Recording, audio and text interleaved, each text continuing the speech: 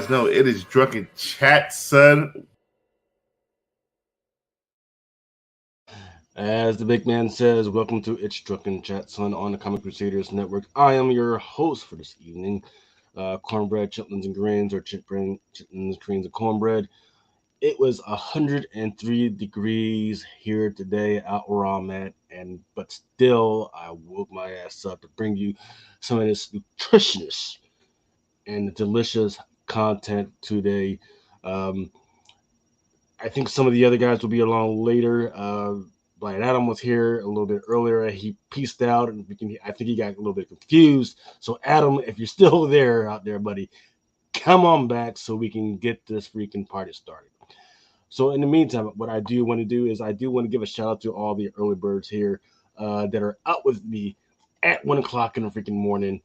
Sorry for the late start, but I wanted to give the Hot 10 crew some time to go ahead and do the stuff because they did have a good show. Shout out to GTK Comics, T. Jones, Jay Nunya, Patrick Medrano, Maris Comics and Collectibles, and Nicholas Corinne. And Rafi Aaron Yee just said, hey, he's grabbing food and he'll be on after he eats. Once again, people keep forgetting the rules. You can fucking eat on this fucking show. I don't give a damn. It's the Drunken Chat, so it's not the be nice and freaking chill show. It's like, hey, just freaking get it in. Freaking, you just got to make sure you share some of that delicious food with us, Aaron. So we'll be waiting your return. There he is, the big man, Big Nasty himself, Big Sexy, Blind Adam. How's it going, brother? It's going good, man. Can't complain. If I'm late, I apologize. No, because I saw you were there in the thing earlier, and you just got confused and you just left. I was like, okay, didn't even give me a chance to freaking turn on my mic. You just kind of dipped out. But, yeah, I was replying. I figured I'd just dip out for a minute to reply to a tweet.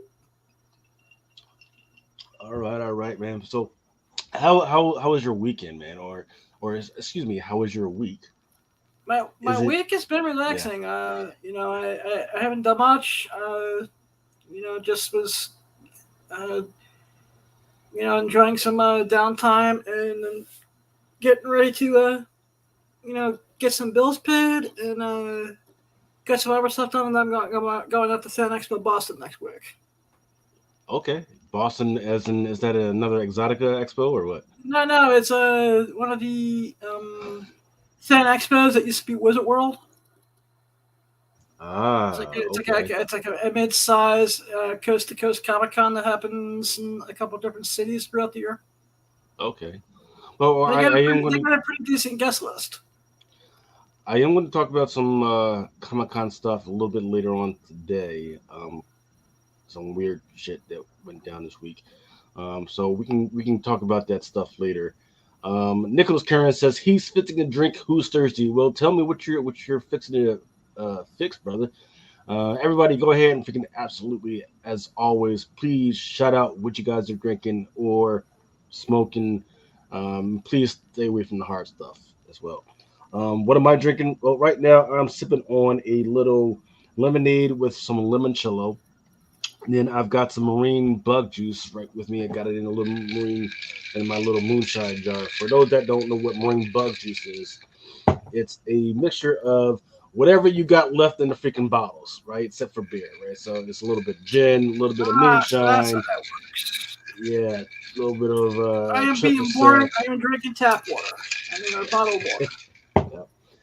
And the show du jour for today is I was at the ABC store. It was packed, and I couldn't understand why.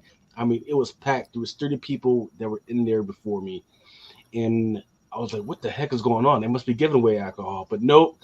What they had a new edition of Blanton's that they were selling. They were selling the big bottles and the little bottles. Thank God I got the big bottle.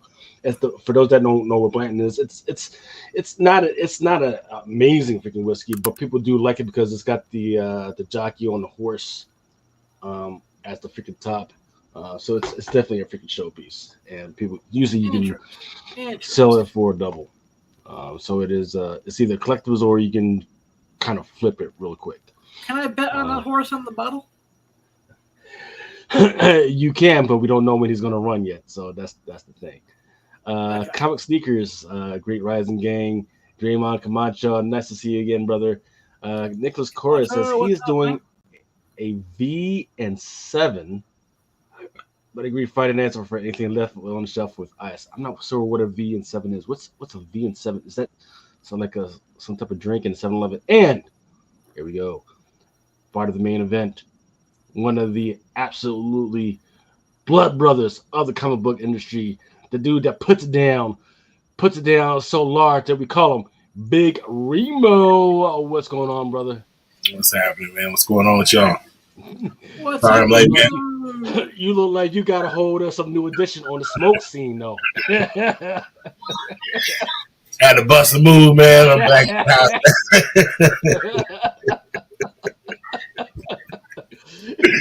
He said, I had to take it back to 88. Hey, you know what I'm saying? I had to make a couple runs, on the way, might as well partake. And then now I'm at the crib, so, just do a little bit of drunken chat, you know what I'm saying? You're back at the crib now? Man, we're going to have to... I'm back at the crib now, so. Man, at some point, we might have to change this to smoking chat at some freaking point. I'm the only motherfucker here that's always drinking. Y'all on some other shit over there. I was about to drink, man, but I had to make a run, so I was like, shit, I can't. I gotta wait till I get back to the crib. So I'm back now, so it's like, well, shit, I gotta start late. You know what I'm saying? So how's it going? How's the kids going, man? It's going good. School's about to start in a couple weeks, so I'm over here, wife's buying clothes and stuff. My daughter's birthday's next week, so it's like I'm trying to. I gotta do. That hits the pockets kind of hard, man. Yeah, man. It's a whammy. Like in the first 2 weeks of August, with like school and then birthday and then school. So it's like Oh man, yeah. Freaking kid, especially man, freaking school supplies ain't freaking cheap. Clothes ain't freaking cheap. They sent us the list the other day, man. Long ass list, man. Long ass list. So I'm like, let's go to Costco and I'll buy a couple of these, little back to school packs. What I don't understand is not like these. Excuse my language, but these little motherfuckers ain't in college, right? It's not like I can't fucking go the week of and pick up the shit. Why I gotta have the fucking school year? So I don't know if it's the same way where your kids go to school, but we have to pay. We gotta they ask every family to basically put in, right? Well, you gotta break. Every kid has to basically bring enough supplies for 3 or 4 other kids themselves, plus 3 or 4 other kids. So it's so that way throughout the year they don't have to worry about nothing. They don't have to worry about school supplies. Man, all that shit. Great. You know what I would do if I was a teacher, man? I would fucking go ahead and fucking take that shit and immediately start putting that shit up on Amazon or eBay. Well, you don't do that. I mean, you know what I mean? Come on now. Like them kids don't need that much shit. I could give my daughter 1 pack and know she ain't gonna go through it the whole year. You know what I mean? How long where did that shit go? You know what I mean? I'm not dumb, but I get it. What type of shit are they asking for extras for? They're asking for basically your kids' supplies times 3 or 4. So that's talking about pens, tissues, all that. They want color pencils, markers, Sharpies, ink pens, pencils, they want you to buy 1 pack for just your kids. They reams want 5 of paper, glue sticks, bottles of glue, like the whole shebang, whatever you would have, rulers, you know what I'm saying, protractors, anything you would have that you would buy for your kid and have them have enough for the school year. They're asking for you to do that times 3. You know what I mean? Okay. You know what I mean? I'm like, God damn, and they'll be like, oh, well, we'll give them their Chromebook, and I'm like, oh, you think? That's the thing. Why do they need that? Exactly. So you got to pay for the Chromebook? No, I don't. But I'm saying they'll be like, oh, we provide the Chromebook, and I'm like hell, you should. I'd buy all this shit, and then You know what I mean? So, Like throughout the school year, you got to pay for other shit they're asking Yeah. for. And mind you, this is public school. This isn't private school. If it was private school, I'd be like, oh, okay, I get it. But this is public school, and they're like, shit, we want $1 for this. Like, man, come on now. Yeah. My kid is cool. You know what I'm saying? Like, she got what she need. Like, what else she want? Like, you know? Rookie Fighter says, "Hey, school supplies are killing me. Now we got to pay a technology fee, and they said it's for the tablets. Shit's a scam. See, but Yeah. most of these tablets are already donated by the fucking companies. Yeah. They, Like Google gives all the schools out here, they give them all their supplies. Everything they need, Google gives it to everybody. And they pay for all like they'll pay for there's cities that they pay for all the internet for everybody to have like free internet, free Wi-Fi in that city, because that, like in the city of Mountain View where Google is headquartered, you get free internet. Yeah. Exactly. Free Wi-Fi through them, because they got it piped throughout the whole city. They're just like, that's their way of giving back. Yeah.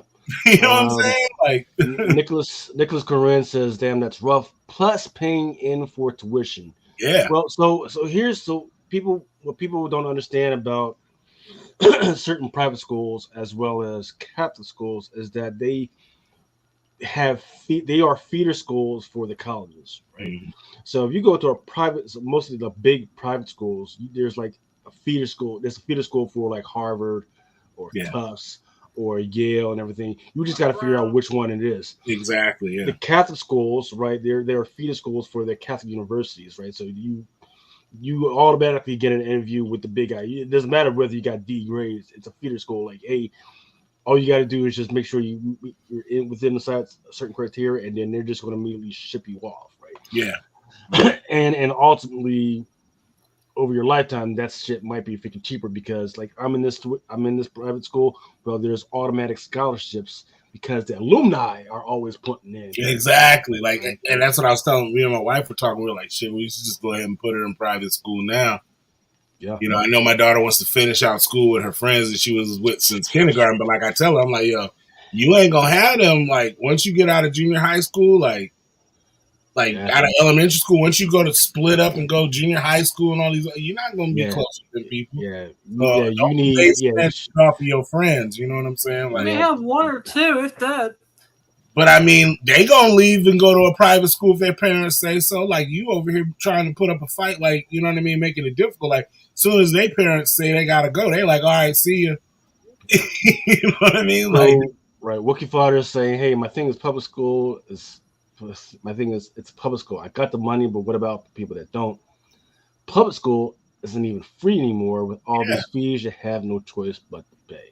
That's what I'm saying. Like, you know, and then, or you'll see people, I'm not going to go there. It's just, that shouldn't have to be the burden of the family. Not that I'm saying it's not help, but that if families are giving to the school, then I get that's why they're asking, because they're like, that way no kids have to like ask for it because we'll have enough. I get that part of it. I get it. But damn, so much? I mean, can I give like 2? Like, you're asking for specific amounts from every family, and that's a lot. And you're acting like they're shipping them off somewhere where we can't get the shit again. That's what fucking gets me, man. Like, goddamn. Jane said, not true. These kids stay connected with social media, something where majority of us didn't even grow up with. No, I'm not saying that, but I mean, like, to physically be in class with those kids, like, you know what I mean, like. If you're like in school with them and you can have lunch with them and stuff like that, it's different than maybe only seeing them every couple of weeks if your families know each other and they allow you guys to kind of hang out. My daughter's only 10, so she only has a friend she plays with. But like I said, like, that's true, because that's how she communicates with her friend is, you know, through their little, you know, Discord, whatever, stuff like that. You know? So I will heartily disagree with Jay. Right, I understand his point, but I heartily disagree with him because, so for instance. My kid, who when we moved to this house about 2 or 3 years ago, he had all these other friends that were in his school. Then when we moved to this neighborhood, and we only moved 2 miles down the road. Right. But when we moved 2 miles down the road, we actually changed our school district, right? Yeah. And now, so you change schools. Both of my boys, they changed freaking schools. So their schools are like all the way out in freaking like mansion here. Like their school, like you drive by the shit, it's just nothing but mansions and shit, right? It's crazy, right? So he does not talk to those friends anymore. Yeah. At all. And there's literally a little boy that lives 6-7 blocks down, like an acre down the road from us. He doesn't talk to that motherfucker anymore, right? Yeah, but you don't got no reason. And usually, and all of his friends that he usually talks to, they don't talk on like social media. They talk to each other on Xbox and PlayStation. That's how they connect. For boys anyway. Yeah. For boys anyway. That's how they freaking get up with the boys. Freaking, hey, let's freaking play, right? Yeah. So when it comes to who talks to who, once again, it really does depend on the money that you got. If you got the money for a PlayStation 5, you're going to talk to PlayStation 5 buddies. If you got the money for an Xbox, you're going to talk to Xbox buddies. Right? Yeah. So it's not necessarily about school and all the other stuff unless you're at one of those top tier schools, man. So I mean, I see what Mojo just said. I mean, that's true too, but I mean, it can't. I mean, if you think about it, it's always been political. Even universities, you know what I mean? They pay for certain people to come speak, you know what I mean, and fundraise for certain political parties. So I mean, it depends, you know what I mean. Like it's not so much in high school and junior high, but you know, it all applies. It's all relative. What I don't mind the private school thing. I just want the best education for my kid. Like, and if I am only able to, basically send my kid to private or public school, at least the public school, I want them to put their best foot forward. I don't want them just kind of going through the motions and then using my money to basically pay because they don't want to come out of pocket for things that normally, you know what I mean, would be supplied by the school, aka the teacher, and now they can't afford to really do that. You know what I mean? Because they're not paid enough. So them buying, construction paper and different things, which they really shouldn't have had to come out of pocket for to do in the first place, is now more expensive. So therefore, that's trickles down. I thought that schools were at the very least supposed to teach our children how to get fucking jobs. Yeah. I can't tell you the last time I touched fucking construction paper. But that's what I'm saying. So why the fuck are we why? Huh? It's like it's I was being a smart ass and asking what construction paper was because I haven't seen it in here. Well, now they teach. I mean, the reason why they don't teach like cursive. Like there's certain things that are like disappearing from public school and schools. Yeah, cursive should have went away. So fuck that shit's gone. Like the art. You know what I mean? The way they do art is, different depending on the schools you go to. Is what they teach you. It's all different. Like it should be all on computer and tablets anyway. Yeah, and that's the thing. And I think they should kind of have. I think the things that they teach the kids are necessary, but they don't teach it in the proper context. Yeah. Like these kids are smart enough. You could be teaching them business and stuff like that. Now we couldn't. We were different. You know what I mean? It took us time. Like these kids are way more advanced. Yeah, you're dumbing them down early. Like you know what I mean? And I think it's the situation with like that's where the public school or the private schools kind of excel is they're more advanced. Like you said, they have an alumni who's giving them money to do certain programs and different things at their school that they're exposed to, and these kids are exposed to that public schools don't. I mean, PTA ain't alumni. You know what I mean? Like it's a total different thing. So Mojo Quid says he hates to be political, but there is one party that has been doing everything in the power to drive public schools into the dirt and using tax dollars to fund private schools. So I'm gonna put some of y'all parents on there that are listening. I understand we're getting further and further away from comics we're supposed to talk about, but let me put y'all on, right?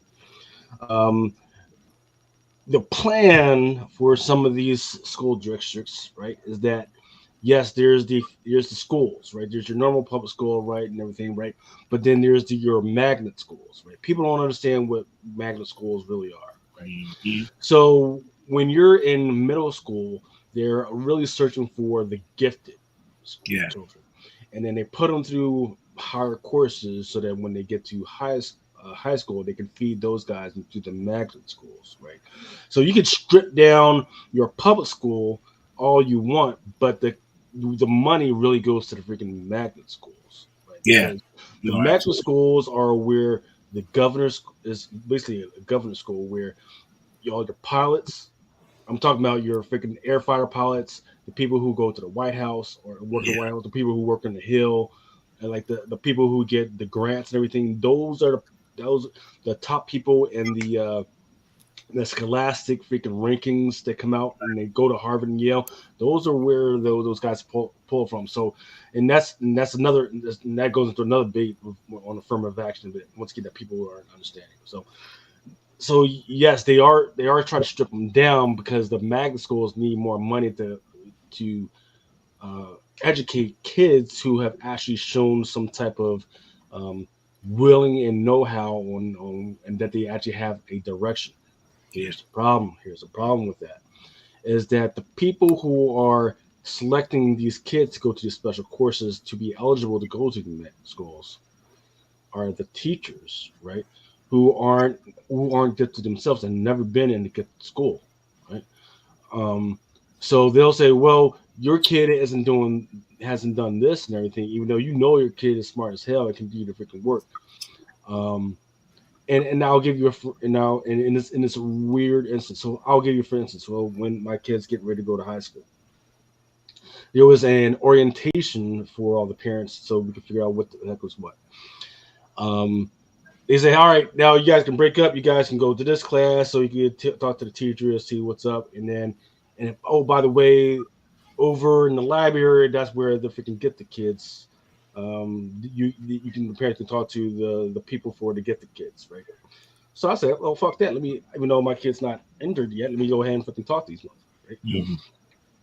Tell me why all the parents that were in there were teachers. Right? Oh, so it's like the kids and the teachers. Yeah. So the kids that the teachers know what's up. So the teachers were feeding their kids and knowing what the hell to do to make sure that their kids were in the freaking program while denying other kids, right?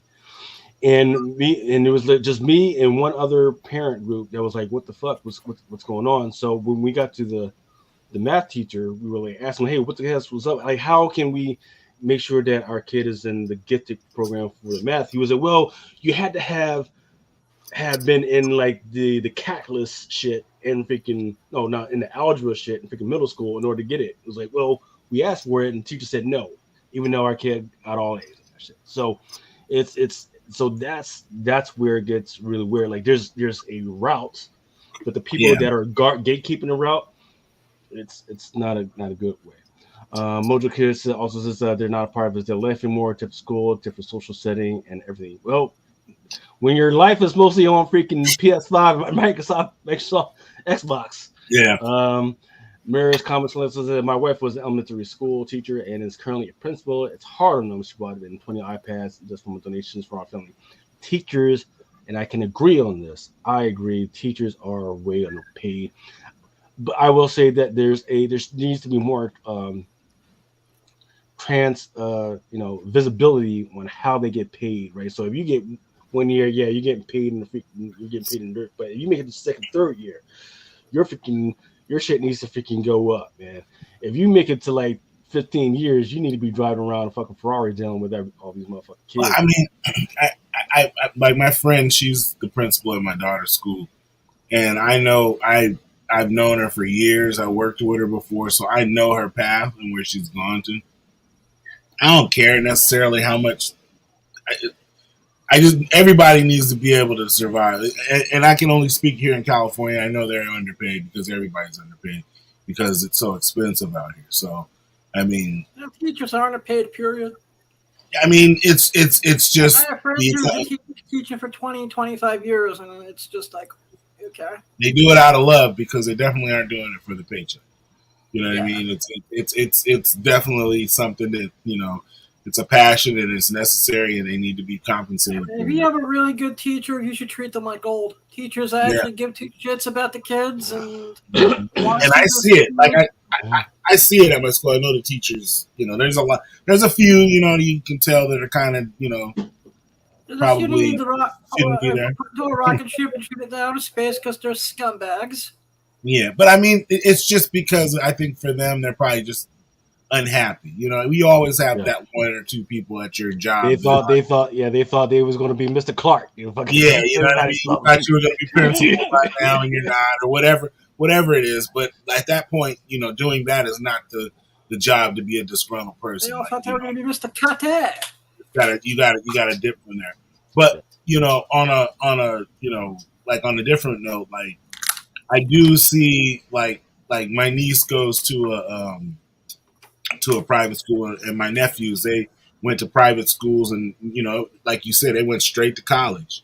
You know what I mean? Like one graduated from Irvine, and then you know the other one's in UC Santa Cruz. You know what I mean? Like my niece, she's about to be a freshman at the high school. She's gonna follow in her path, and she's gonna go to college. You know what I mean? Like it's literally the school points you in that direction. Like you said, they got you a work program. They're like, look, we'll put you in this company. You'll work there. You'll get paid, but that money will, you know, it'll be credit, but that money goes towards the program for other students to be able to do. You know what I mean? Yeah. And then at the end of that, you know, you have all that work experience. Plus, you're going to go into college knowing that, you know what I'm saying, already knowing kind of how it works, the system works. And then you're going to go and you'll learn whatever it is you're going to college for. You know what I mean? And then you'll come back and you'll already be ready to go, and you won't be just like, what do I do? I graduated from college and I have a degree. What do I do? Like, you already know. You have connections. You've been working with these people. They know what's up. Like, you know what I mean? So that's you don't get that in public school. You know what I mean? And if you do, it's generally a job you find. So they'll be like, oh, yeah, if you go get a job at Little Caesars, well, you know what I mean? We'll give you work experience. We'll give you a grade. Right, so that is an issue, right? It used to be back in the 80s, 70s, and 80s that used to be a thing, right? Where when you were in public school, once again, it was a route to. So, for instance, like my mom and my dad, they went to the trade schools. They went to trade schools while they were in high school, right? Yeah, exactly. My mom was a nurse. My mom was a nurse's aide in high school, right? She would break out at the halfway point and freaking in her junior year and go to the freaking hospital and freaking learn nurse's aide shit, right? That's how, people, other motherfuckers, they would be plumbers. They would fucking break out, fucking go to their fucking trade guy and fucking learn from that. Hairdressers, they would go to the fucking hair salon and get their shit. Right? Yep. That's how it is. They don't do it no more. They don't do that. Nope. And but that's my point though.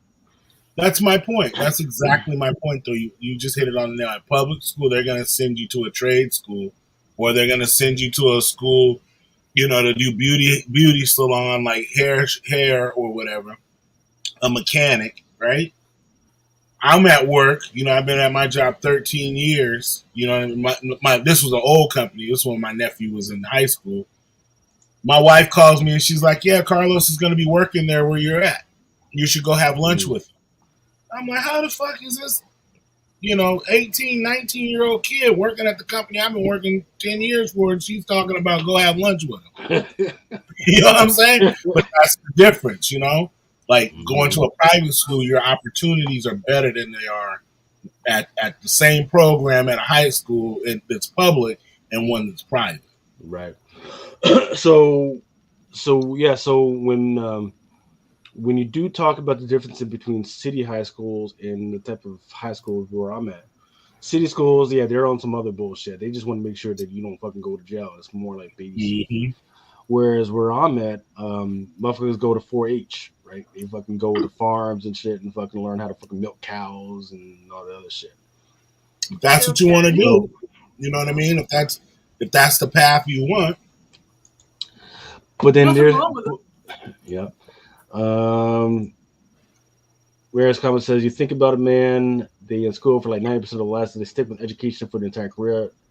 It ain't for me. They got that patience to actually care about the kids. Yeah. Exactly. Yep. And that's how it is. Everybody I know that's in education is, you can, they're underpaid and all that, and they need their money and all that, but that's what they love. That's what they love. So Manny Comic Collector says, how crazy is core math? Like, damn, 2 + 2 = 4.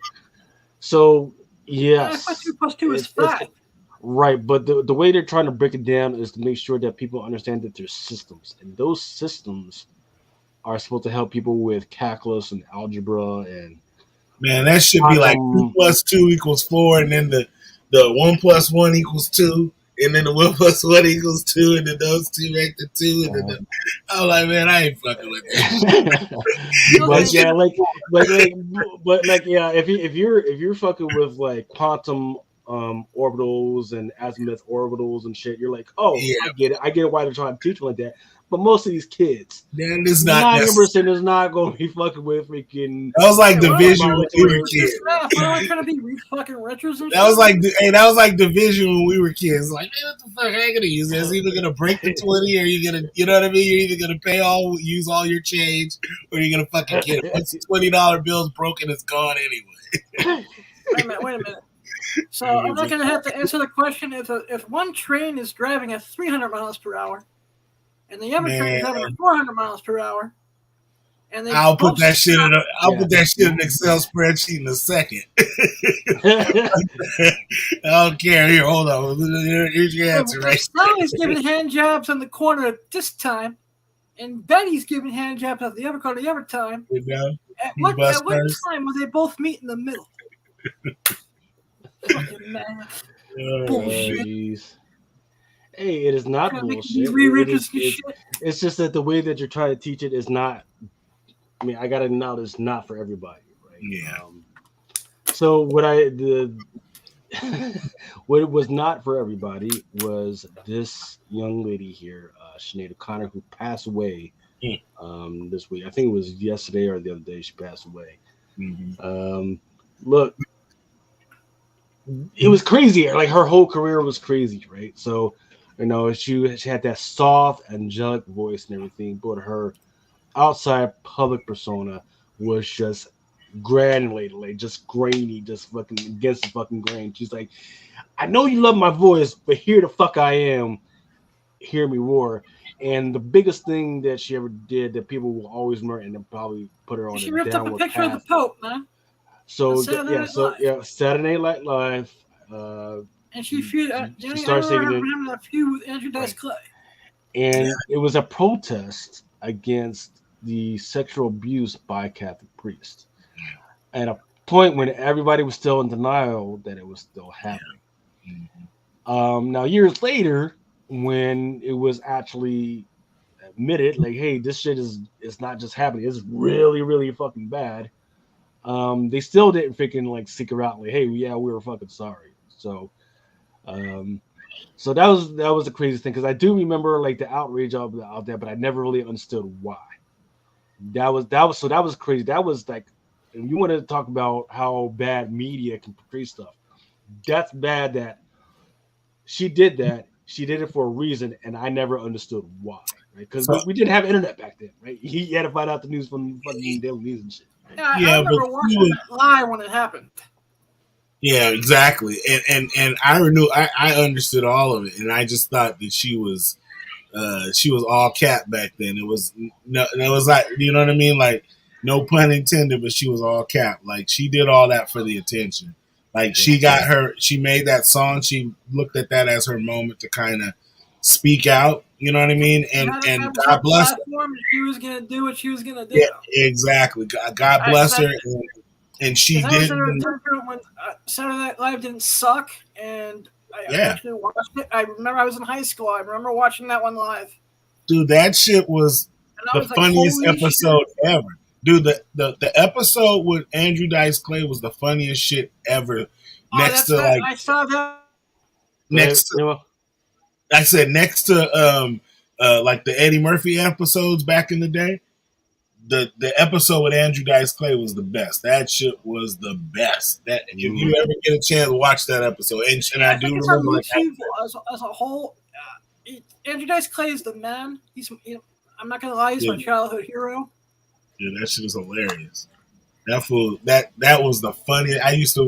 I recorded that shit. I mean, we used to fucking talk about that shit like for days, man, for weeks in PE and shit. Because there was a skit on there called Mighty Mike, and he was like Andrew Dice Clay was like a little mini dude. He was like that big, Dude, that shit is the funniest shit in the world, dog. You gotta watch this shit. Yeah. Mojo Quiz says, yep, she ripped up a picture of the Pope. Fast forward a couple of decades, and the world owed her an apology. Fast forward to now, and people still try to act like kids are safe inside the Catholic Church. So I will say this, man. It's not so. There's a lot of systems that are out there that have been proven that kids are not safe. Remember the Boy Scouts freaking thing? Mm-hmm. There's a whole thing inside the Baptist Church, right? So it's not like it's not like just the Catholic Church was the thing that was, but the thing that made the Catholic Church so outrageous is instead of freaking cooperating with law enforcement, is that they just moved them to other schools or other systems where they still had overview over children, right? And the current Pope, he's trying to apologize for that. He says, yeah, we're going to fucking fix it and everything, but still, that shit was absolutely freaking. It's still crazy. It's still freaking crazy to this fucking. Well, it just lets you know that everybody's imperfect and nobody is above nobody is or above God. You know what I mean? Like you can't sit there and act like you can control that, because if somebody comes into that church and decides to exact their revenge, you can't tell them they're wrong. You know what I mean? So, not so far. They hacked it real good and changed all the info and accounts to no trace back to me. looks like P-Core had a little issue on socials with some hackers. Oh, so yeah, his 100%. I think I saw a little bit of that. His IG got mega hacked, so if anyone follows me, report on follow and block. Says he'll definitely be back at it soon enough on another account. God damn, that fucking sucks, man. Yeah. What happened? Decor, one of our loyal listeners, and Decor got hacked.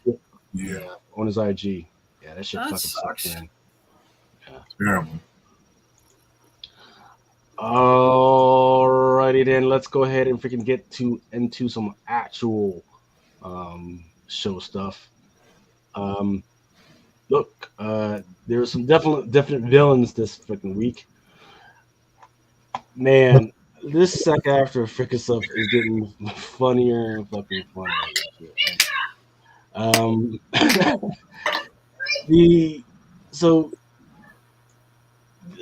The SAG-AFTRA, right? So look, God bless them. I get it. You're trying to freaking get paid. Got it. But then they've been doing some crazy shit and they've been sending influencers like, hey, you guys are not allowed to cross the picket line. Like, if you guys cross the picket line, you won't. Like, bitch, if hold up, you haven't even offered me a fucking job in a fucking movie or TV or nothing. And you're trying to fucking tell me not to cross the fucking picket line. Are they talking about like social media, like influencers, as far as like social media, YouTubers? It's even I have friends who are cosplayers who have gotten letters from SAG. Exactly. So that's what I'm talking about today, is that during Friday of Santa coming down, this little group here, they got together to show their solidarity for, and these are cosplayers, so show their solidarity for us. I know a few of them. The photo op and gathering was approved by National Actors Union, shared with local members through an email blast a handful of days before. This was on July 14th. One of the guys who cosplayed for years of professional experience, who genuinely worried that just cosplaying a superhero for the movie consists of scabbing. Those guidelines aim primarily at influencers who may be seeking non-union membership under the SAG. Relatively new influencer contract. There's actually a PDF that's out there that they're going to have to freaking sign in order to become part of SAG-AFTRA, which is weird because they weren't allowed to become. They weren't even considered under SAG-AFTRA rules before, but now they're making them sign shit. Those guidelines aim primarily at influencers who may be seeking union membership under SAG. Covers characters from currently struck TV and film productions, as well as past productions that they were airing now, but if otherwise been struck. These cosplays influencers are encouraged to complete any work that was contracted or agreed upon before the 14th July, and decline work of both paid bitch, you messing with my money now. Paid and organic variety after that date. Wait. So you got to take an IOU? Yeah. Wait. Hold on. They said that you can, anything you started before the strike is complete, and anything after or that you contracted to do after the date, you can't start. Yep. And then the monies you started or whatever has to be almost like they can't pay you for it. It has to be an IOU type of thing. Is that what well, you just? They just want they don't know. They just don't want you to take the job. Period. Oh, that's wow. Mm-hmm. Union Rep Sharma acknowledges that the rollout wasn't completely smooth. There was confusion because all of this happened so quickly. We got about 450 staff, but that's down from 600 before the pandemic, so we're still rebuilding. So there's some people are saying that it only covers advertised sponsored content, which is everything you fucking do on YouTube. Yeah, pretty much. Well, except for me, because I'm never getting monetized, but for everyone else. No, but that says like even if you're vlogging for yourself and you're just kind of like doing the whole selfie stick, let me talk to the camera and upload it. It says it features any content that features that influencers is self-produced by the influencers through contract producers or company control, and released, exhibited, or distributed through the advertisers or the influencers or the advertisers on websites on Facebook, Instagram, Snapchat, TikTok, Tumblr, Twitter, and LinkedIn. You see, cool. OnlyFans isn't on there. I'm safe. People are so thirsty. People are so thirsty to get one of those SAG cards that they'll just they'll actually go ahead and do that. SAG cards, I can wipe my ass with it right now. But then after they get this union, so when they sign that contract, you ain't gonna get no job. See, that's the fucking thing. Like you motherfuckers weren't knocking on our door before all this shit. It won't afterwards, right? Exactly. You go ahead and fucking sign the shit. I will wait till at least they fucking get that contract. Get that contract. They sign the contract with me. You send me my membership card before I decide that I'm not gonna fucking scab. Yeah, because if I was them people, I'd be taking jobs. I'd be still. I would still be negotiating everything with, whatever job is open, I'm gonna take it. So it looks like another point of order that they're reaching out to people to do is, if you are planning on cosplaying as somebody that's of a studio that's part of the strike, they don't want you to cosplay as that person anymore or put anything on your fucking website. So, are you serious? Yeah. So if you were if you were planning on cosplaying as like Captain America or Black Widow or any type of Marvel character, the Riddler, they don't want you to do that shit anymore. Yeah, they don't want you to do that shit anymore. Right? They don't want. Apparently, they also don't want people to do fan art. Right? Even though you're not a part of SAG-AFTRA, you're not a freaking actor or influencer, they don't want you to freaking draw the fan art anymore. So these motherfuckers are off the fucking chain. These guys are fucking crazy. I don't know what the fuck, because once again, okay, fine. I'm not going to do that shit anymore. Guess what I will do? I'll do some fucking anime. I'll do anime all day fucking long. They're not part of the fucking strike. I'll do some Game of Thrones. They're fucking UK. They're not part of the fucking strike. I'll just scab. I don't care. Yeah, I mean, I'll cross that line. You're not going to tell me I can dress as. That's for damn sure. I want to dress up like Indiana Jones, motherfucker. I'm going to be Indiana Jones. I want to go cosplay in the streets of New York. You'll be the fucking Africa Jones. You'll be Africa fucking Jones. If I want to dress up as Shaft, motherfucker, I'm going to be Shaft. I'm going to dress up as the penguin and get mad vaginas.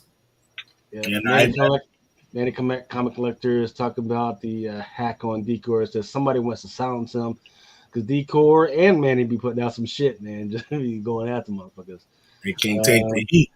Yep, Jay Nenya. Yep, I was going to talk about that. In fact, I think I talked about this last week. Is that UPS got the raise and AC Yeah, man. In fact, it was kind of crazy. So this week, I actually got a whole bunch of books early because they were thinking that shit was going to go. So my uncles just dropped off fucking boxes. I was like, what the fuck am I going to do with all this shit? Mhm. God damn. Yeah, my neighbor works there, and I saw he was home today, so he must have. They probably signed the contract today, and then go back to work on Monday. So, is UPS going to be striking or? No, they signed the contract. Yeah. All right, that's a relief. All right. Next up, from Time Warp Comics, about $13,000 in rare, valuable comics were stolen in the smash and grab from their store in Boulder, Colorado, early Friday morning. So this just happened early yesterday. The owner says it's very sickening. Says the owner, Wayne Wisnett, Time Warp Comics. He says, who owns the largest collections in the state with more than 500,000 comics. Apparently, it happened at 3 a.m. The burglar smashed the store's glass in the front door, broke in and cleaned out a display containing about 25 of the store's most valuable comics. Estimated to be about 13,000, to include Amazing Spider-Man 300, valued at about 6,200. There's only like 3 books on that list I see that are really any desire. Ultimate Fallout What's the big hitters 4. besides the Spidey 300? Ultimate Fallout 4 depends on, it's a 9.6, but it also depends on what type of variant it was. There's a Moon Girl 1 on there, but it doesn't say what type of variant it was, and that's probably low 200s. I'm not sure which one was that. I'm not Miss Marvel 1, A-Force 2, not even. So ASM 122. All right. Daredevil 168. Okay. Are those like, that ain't 13 grand. The owner has said that the store has been burglarized several times before in the 39 years he's been in the business. Yeah, he, for some reason, keeps putting stuff in a glass case for them to break in. Well, That ain't 13. That ain't none of my business. It says here are all the CGC IDs for everything that was stolen last night. Yeah. That ain't 13 grand worth of books. I don't care. Like, that is not our business, Remo, to say that shit. I'm not. No, that's not ours to say. No, that's not ours to say. All right, I'm not. Ours is not to say, hey, why the fuck the shit wasn't in a fucking. Security. Yeah, why the fuck it wasn't in a freaking $2,000 fucking, what do you call it, safe? It's not us. That's about the insurance. The insurance claim. It's not us. It's not us to ask us. I definitely hope. I'm just putting this out for us to keep an eye out on eBay for the shit, so we can notify the authorities. But it's not us to assume or make crazy fucking. He's an inside job. Oh shit! Yeah. And what is our job, Captain? I mean, I know who knows those. What do you say? What do you say, Ultra? What do you think? What's up, everybody? My mic on? What's up, brother? I just got here. Don't mind me. Well, so Ultra, I was just talking about this this robbery. Time Warp Comics in Boulder, Colorado just got robbed. They're saying that they were robbed of $13,000 worth of comics. I'm looking at this list. Look at that list, though. 13 grand. Look at that list. That's all the books. A-Force 2 is worth fucking a lot of money, apparently, in a 9.8. Interesting. Is it? I don't know. That's one of those. Look at the list. So I'm just going down the line here. An ASM 122. That sucks. A 9.8 Miss Marvel #1, but it didn't say what printing. Exactly. Doc Savage 2 and a 9.4. Yeah, I can kind of see that one. I can't remember what's in What If 10. I think that's the Jane Foster. That's the Jane Foster. Yeah, so that and a 9.0 fucking sucks. Moon Girl #1. Is it a variant? So we can still say if it's not a variant, 250, 300. Yeah. And then Daredevil 168 and a 6.0. Nothing crazy there. Yeah. Spider-Man 11. Which volume? Which volume exactly? You know. And then Ultimate Fallout 4 at a 9.6. Okay, we talk about a regular cover or a variant. Because if it's a variant, then instantaneously, yeah, that list probably about right for about 13 grand. That sucks. Time Warp Comics. I'm very sorry to hear that. If it was one specific Ultimate Fallout cover at a 9.6, yeah. But if it ain't that one, I love you like you know what I mean. You the homeboy, but come on now. I wouldn't even have put a dollar amount. I would have just said, "Hey, we got robbed." And bro, one of my friends got his books jacked at MegaCon a couple years back. It was like an ASM 1-2, I think. So it was like big books. So it sucks, man. Yeah, it really sucks. All right, here is the hardest man in comics, hardest working man in freaking comics. After a long day of freaking working man and working under the ladies and tickling the devil's dick. I just played the show, so yes, he's pretty good. I'm like, damn. I wouldn't even came on after that. Wouldn't have had the energy. I can see you, to be honest. Pretty good show. Shit. That's awesome. Jay Nina says he supports SAG-AFTRA, but they have a different problem with the AI. So, in fact, I talked about this last week. There's a whole list that they said that they have a problem with, and then the AITMP countered with that. They put out their own PD levels like, no, this is what we said. We agreed to this, but this is the part of order that they're actually arguing with. So there's a whole freaking public relations bullshit that's freaking going on. And right now, once again, what's happening to SAG-AFTRA is kind of freaking crumbling under the fact that they're fighting amongst their own fucking people, trying to bring in people that have nothing to do with it, to include cosplayers and YouTube influencers. Like, leave me the fuck alone, man. Yeah, that's the part of it. I don't mind everything they're fighting for. I support 130%. I don't support the part where they're telling people who are not a part, other circumstances will not be a part of SAG, that they can't do their jobs. Like, oh, you're under us. No, we're not, because I don't work for you. You know what I mean? So that's the part I have. You will never be allowed to be a part of the fucking union. Like, I'm not a part of it now, and I'm making bread. I don't need you to make bread. Yeah, you didn't think it was important me to be a part of the union before, so right. I'm cool. Like, shit, take your shit and go. You know, I'm cool. Oh, JC Comics is right on that UF4. It's a second print Pacelli signature series 2-time sign. Yeah, but signed by Pacelli and Bendis doesn't make that second print worth all that money. I know, it's funny. You know, but what's he basing his $13,000 off of? That's what I want to know. So Joe, can it be damage to the windows of the store and all that shit too? But if you got insurance, insurance covers the damage. I wouldn't even have said a dollar amount. Like I said, I ain't saying shit because I'm gonna tell the insurance. Here's the list of books that got sold, and I would not have put in a dollar amount. Man, you gotta get out of here. Well, I mean, if all I know, he took his books and that's what he's in. So, does anybody know the story behind it? Like somebody broke into their shop is basically what happened. Yeah, they're saying it's a smash and grab. Well, yeah, it was 3 a.m. A burglar smashed the store's glass front door, then broke into it and cleaned out a display case containing about 25 of the store's most valuable comics. Where are the other ones? That's and he says so. Here's the deal. He was saying which have in total estimated about 13,000. One of the stolen comics was Amazing Spider-Man number 300, valued at 6,200. So he had a 9.8 ASM 300, huh? Yeah. He's saying the others were signed by Marvel's legend Stan Lee. He posts a full list of the stolen comics on the Time Warp Comic Facebook page. If you guys want to see the list later. Oh wow! Okay, so wait.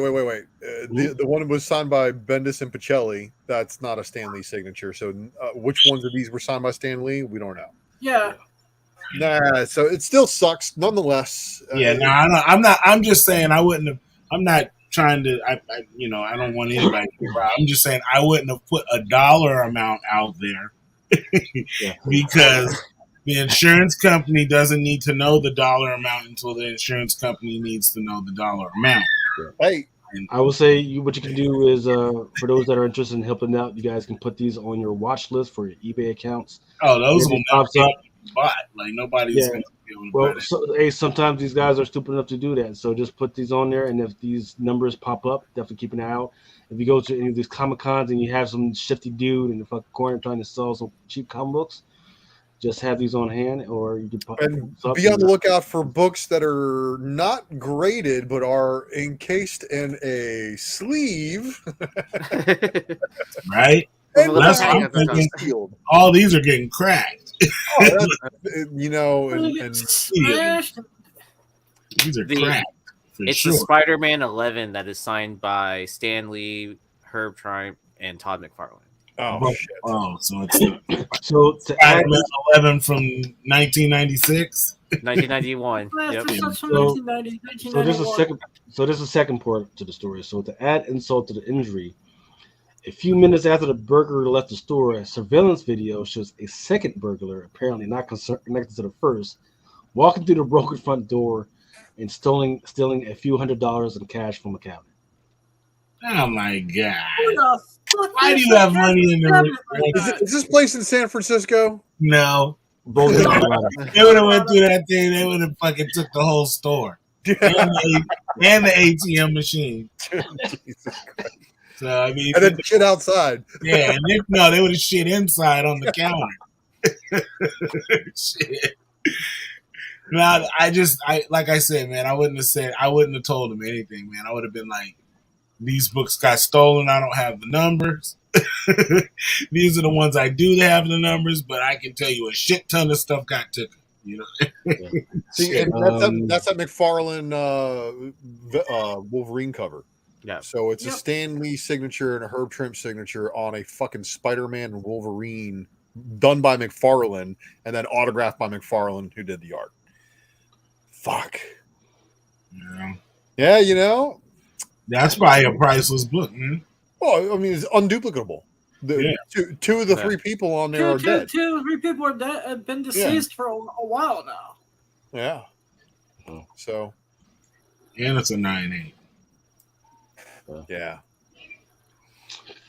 All right, well, definitely everybody keep an eye out for that stuff, man, and let's Yeah, that's a definitely lessons learned, man. Freaking a safe, especially if you've been booking in for several times. You know, I was just in Ace Hardware store, man. The safes are only like $2,000, man. Freaking, you're saying, and this deducted from taxes. So Right? And you Just just saying. take the books out of the glass display case every night and put them in the safe. you know.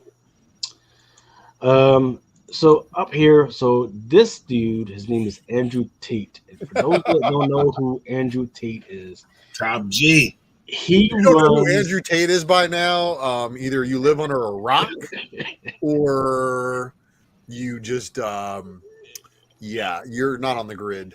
Yeah. But you have no electricity. You shit in a Well, bucket. it all depends on what type of feeds you get on your social media. No, because all feeds had him for a while. You know, Because when he got in trouble outside. So if you're pro and con related feeds. You know what I'm saying? Like, there's a lot of people who were hating on the man for a while, and then But I mean, not only that though, he got in trouble outside of YouTube or whatever you want to call it, outside of social media. So he was on the the news. Matrix came after him after he went after Greta. Yeah. We know all about oh my goodness, that's killed me. So Andrew Tate, he runs Hustler University, where he teaches guys how to run fucking game. It's all turbo fucking place. So what was it like last year? Yeah, it was last year. He got rolled up because they were already fucking looking for him for possible connections to trafficking. Right? Well, he was definitely fucking trafficking. Let's see that. So in the meantime, this guy is going to launch his own comic book series on this site called D&G Comics, limited to a first edition. Okay. Each book is going to cost $97. You do realize this is the same guy who sells a website on how to be a man for $50. Yeah. Like, Yep, Hustler University. yeah. Yep. If you go to his website, he shows you his methods of manhood by charging you $50 to talk.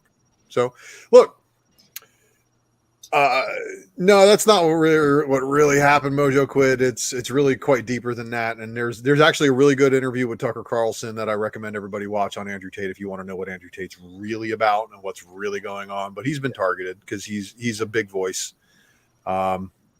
Well, they had already had, so the facts about it is they had already had a warrant out for his arrest in connection with some trafficking charges. Not specifically that he, whatever, but in connection to some trafficking stuff.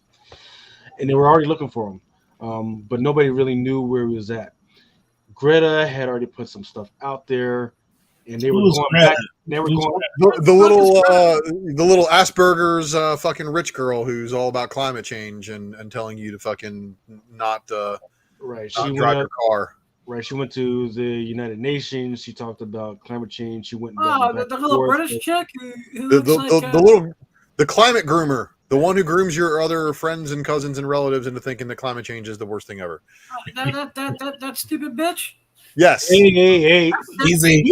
Hold on. First of all, hold up. We're not going to talk about a minor that way, right? Wait, she's still a minor at this point? She didn't become 18 yet?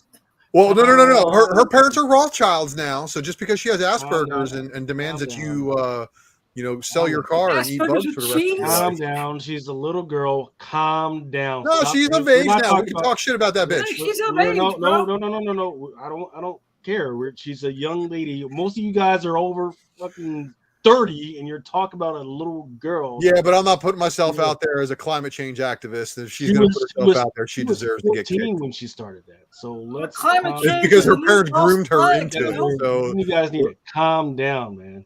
Calm down. We're not here to talk about her. We're talking about Andrew Tate. Yeah, I know. And it's actually a bunch of bullshit how she took credit for getting him arrested, but it's okay. Well, yeah, I know everything about this backstory. So go on. Yeah, because he was like, you need to do this and everything, and through all those tweets back and forth, they were able to zoom in on some stuff that he had in the background because he. Hold on. Wait. What did he do now? Like he told her to do some shit and she did it? He was. They were going back and forth arguing about stuff. She was like, "Well, you should do this, right?" And he was like, "Yeah, fuck off." And she was like, "Well, that's big word." I'm paraphrasing. Like that's big come from a big man. Is I'll show you how big I am, and he's showing all the stuff in the background. And one of those things in the background was a pizza box. That pizza box they were able to tie to a Romanian pizzeria, which was down the fucking street from them. And they fucking went to the pizzeria, found out where it was delivered to, and boom, they fucking out. Wow. So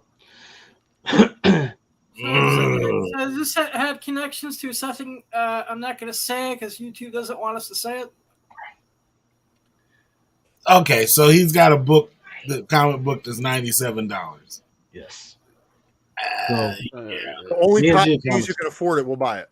If you want to pay for his legal fees, is this a comic book version of his book on how to be a man? Because it says Top G, so it's on. That's what he calls us.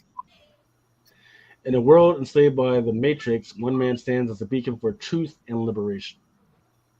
Okay. Yeah, I'm not paying for his bill money. I mean, every single one of the top G's who gets it is going to scan it and upload it for other top G's to read for free. Yeah. What I'm going to do is I'll buy a copy and I'll hire one of my friends and actors from the Bunny Ranch, and I'll have her read it on YouTube. That's what I'm going to do. I'll bring Autumn back to the show and have her read it. Maybe converting his followers to Islam. Jeez. All right, so the other thing we got going on is apparently there was this one company, I forget what it's called. What's it called? Something digital. Oh, Cartoon Studios Inc. has sold some NFTs. They sold out on the NFTs. Some were selling for $81. Some were selling for $15. They sold about 8,000 of these NFTs. Apparently, NFTs are back for some fucking reason. And they sold out. In the meantime, a lot of Marvel people are Marvel fans are definitely pissed off about it. It's like, why the fuck are we still doing this? Why are we still raising the freaking their corpse and spirit of freaking Stan Lee to just make a freaking buck? Yeah. What was the NFT out of curiosity? It's different versions of Stan Lee. I'm not sure why they're doing this. Yeah, I'm cool. Well, I mean, especially like since Marvel and all them have their own like NFTs that they're selling. Like, how do they get away with using this imagery? Is it because they created their own or whatever? I mean, but I'm sure the Stanley estate did not sign off on this either. But like, who gives a fuck? Like, I don't even want to book with him on the cover. Like, I'm cool. Like, what are they doing? Like, what market wants to still see this guy? Don't speak for all of us, boys, but that's fine. He's gone. Like, he can't sign the book. Like, he has no value. Like, wasn't this an NFT? Yes. So I would rather have one from Marvel. Yeah. Oh, by the way, don't forget, Ultra, I believe you are doing another freaking roundabout of the box tomorrow. Is that correct? Oh, it's the It's what I'm yelling at Chad K for in the chat right now. Tomorrow is the drawing of the winner, the grand prize winner. So whoever's getting the box we're gonna figure that out tomorrow. Make sure you're subbed up to my channel and got your notification bell clicked on for when it goes live. I say again, make sure if your notifications are on so that you know when it's happening, so that you be inside the chat and see everything that's going on. Please and thank you. All right, so here are some of the comic highlights from this week. Don't forget that there was a Marvel previews as well as a Diamond previews that came out, but the one that I'm concentrating on is the Marvel New Gods preview that came out this week. In the front, there is a previews for some of the new g.o.a.t. And there's definitely first appearances in there. If that's your thing.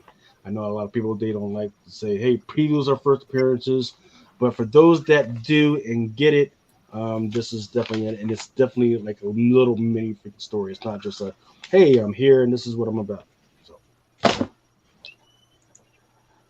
for the box office, right? Interesting little freaking box office. Look, we can started talking about this last week. The Barbenheimer effect, right? Barbie 3-day weekend forecast for this week is going to be at 88,000 projected domestic total through this week. It's going to be 346 million. Excuse me. I've seen other projections showing, hey, it's going straight for 500 mil. Right? Worldwide, it's definitely going to be over 500 million by the end of this freaking weekend. Oppenheimer at 50 mil for a 3-day, 178. I've seen other projections saying it's going to make it at 188 mil. So definitely really freaking good news for both studios. Definitely good news for Warner Brothers because Barbie is a Warner Brothers production. But the one that I want to see is, because I've already seen Barbie and Oppenheimer, I just want to see that Haunted Mansion movie. I don't know. Have you guys seen? You guys probably have not seen either of these, Barbie or Oppenheimer, yet. I have not. I have not seen Barbenheimer. No. And I will continue to battle motherfuckers who think that the way that it was projected or displayed in freaking Oppenheimer was historical fact. You guys are freaking crazy. Oppenheimer was a project manager, but he was not as freaking into the freaking weeds as the freaking movie shows. You guys are fucking crazy. Of course, Margot Robbie freaking going all over the place, freaking displaying that whole freaking nice freaking Barbie. But did you know that Barbie was actually based off of this other character? Her name was Lily the Doll, who was based off of a West German cartoon character. Her first appearances was in June of 1952. It was either 52 or 53 inside Build magazine. She was just supposed to be a character that she kind of threw in there. Eventually, even back in 1955, they decided they were going to do a doll. Mattel saw that it was kind of a success, so they actually bought out fucking Bill's Lily share, and then they started using the same frames and everything to do the Barbie. So that's where that actually came from. Mel was hacked. No, Mel was not hacked. That came from well, Decor was hacked. So Decor. Image Comics Heroes joins Pocket Paragons for they're going to do some cards pretty soon. Has anybody kept reading any of this stuff? No. I'm talking about Radiant Black and Radiant Pink and all this. No, stuff. it was fucking hyped up. Oh, it's the best Image fucking shared universe superhero story. I think Ninth was reading it for a while. I know there's a few people who were picking it up, but it just like so many of the other books when it came out the gate, it got hyped, it got multiple printings, and then it just fucking faded away. Yeah. And then I started noticing it too, like on FOC, the variant count was going down, and then all of a sudden it would just be one book with a variant.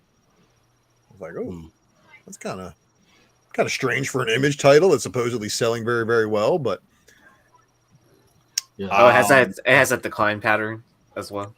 Like and I'm just wondering, if that's gonna be, if there is anything spec worthy in the books, and because they kind of cooled off, if there is anything spec worthy and it does come back around later, it's going to be like Something's Killing the Kids.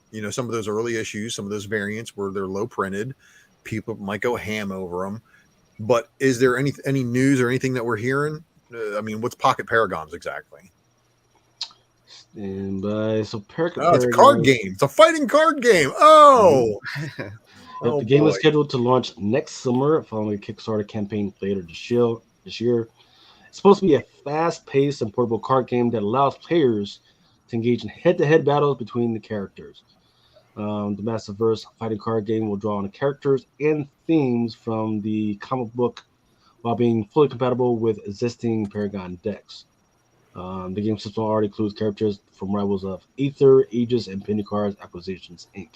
It's like Hero Clicks, but just with trading cards. Okay.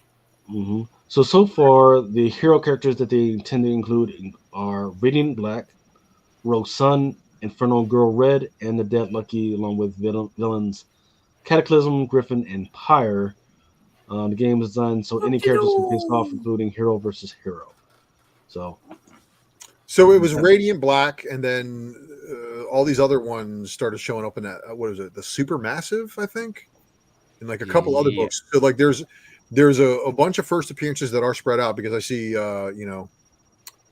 Eugene talking about in the chat. You good as long as you got number one, just like any independent. Well, it's a little bit different with this one because they introduced the universe and a couple of characters in Radiant Black number one, but then they introduced other characters later on and started kind of having that shared connected universe. So because the first one was I read like the first few, and then it switched characters. Like one guy died, and then someone else took over the no scene.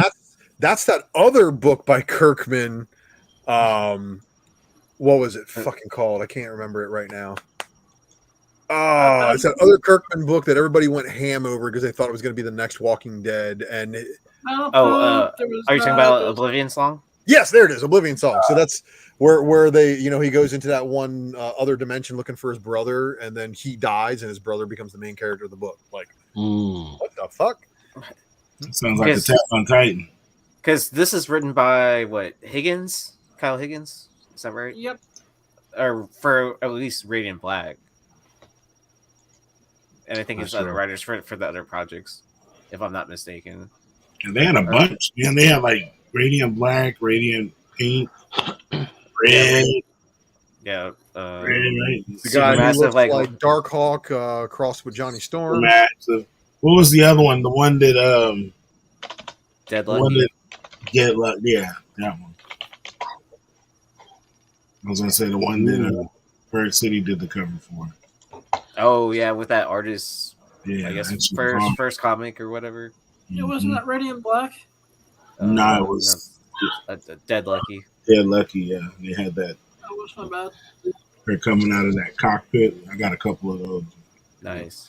Hey, so thank you for sharing this. Naked Truth, you saying that this coming Monday, Yellow Freight employees will lose their jobs and their pensions because Yellow refuses to send $50 million to the retirement accounts.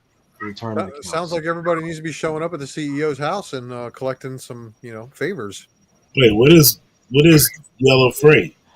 They're like a cargo company, and they ship stuff all over the place. So sometimes with for instance, like UPS and whatever, if they can't if they have too much volume, they'll push it off to companies like Yellow to do it.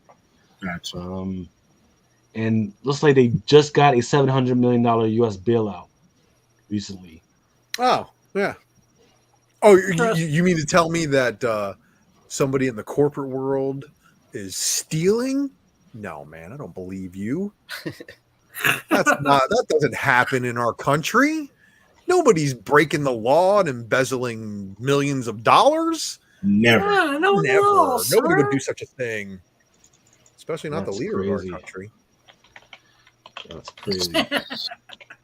Yo, well, hold on. What you think about that?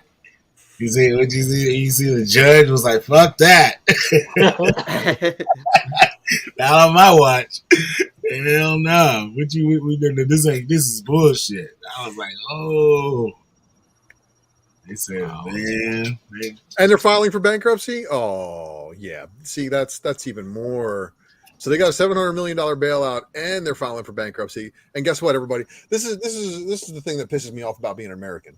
So when a business is successful, the business gets to partake in all the profits. But when a business fails, we, the taxpayer, are the ones who pay to bail them out. Every fucking time. So, but we don't get any dividends. We bail them out, we get nothing back. They get saved. They go back to making money again. They get to start over from scratch. Call your senators on that shit. There needs to be some new legislation. But, yeah, they're about as useless as tits on a mouse. Well, it all depends what you got. So in fact, I'll talk about this one. Congressman Robert Garcia is bringing Free Comic Book Day back to the U.S. Capitol. That's the one that autographed the Batman. I don't know. Did he? Is this the same one that when he swore in, he used the comic book to swore in? Some shit? Oh, the Superman. I would have. Actually, no, I got the Covenant of Primus. Nice. You know what that is? I have no idea. Wait, okay. I assume it's something to do with Transformers. It's like the Transformers Bible. Yeah. The Covenant of Primus comes in an Autobot face, and it opens up and it makes transforming sounds as it opens up to reveal the book that's inside of it. I thought it was the band Primus. I thought you were talking about like a special CD. No, man. I have not seen one of those in person. That's awesome. Highlight that one from Larry Joe, because Larry Joe's on the ball. He's like, yeah, I know all the Radiant Black Keys. Yeah, that's right. Larry Joe did number one. Yep, 1, 2, 5, 7, 9, 13. Yep. But the funny thing is it took Supermassive to get to issues 13 and 14. Hey, I think you said Supermassive. Oh, yeah. That issue 13 and 14. That's right. I'm gonna stop blocking y'all. Y'all need to freaking send that shit to my Instagram before y'all start putting this shit out. I know, right? and some boxes to look through. There's those have I want to say those have 1 in 25s. Some of them do, yeah. And there's the black light cover too. Oh yeah, I know that. Are there any ash cans? I don't think so. If there was, I think it was Lucky. But you guys know you remember where we are. We're in the comic book community, so the later printings. Yeah, there are. I think there are later printers of the first two. Those covers are so. I cannot wait for the 6th print of Void Rivals #1. Yeah, those are so ugly. Right. So here's what I will say. Yeah. So here's what I will say. What we want to see is Spawn first, right? If Spawn does really well, which it could, then everybody's definitely going to look to this stuff. It's like, okay, this is the next freaking step. Go ahead, freaking Todd and Image, freaking go ahead and freaking do the thing. Now, Jamie Foxx, he just started freaking speaking publicly again, right? Yeah. And he came out and he started talking about what's going on. Thank you to everybody, everything. He looks better than we thought he was going to freaking look when he came out. The movie, he still got the chops, right? Because the movie that just came out on Netflix was they cloned Tyrone. Yeah. Great, good stuff, right? So you watched it. What do you think? You thought it was good? I haven't watched it. It was. Oh, you haven't watched the end? So it's definitely, yeah, it's definitely freaking good.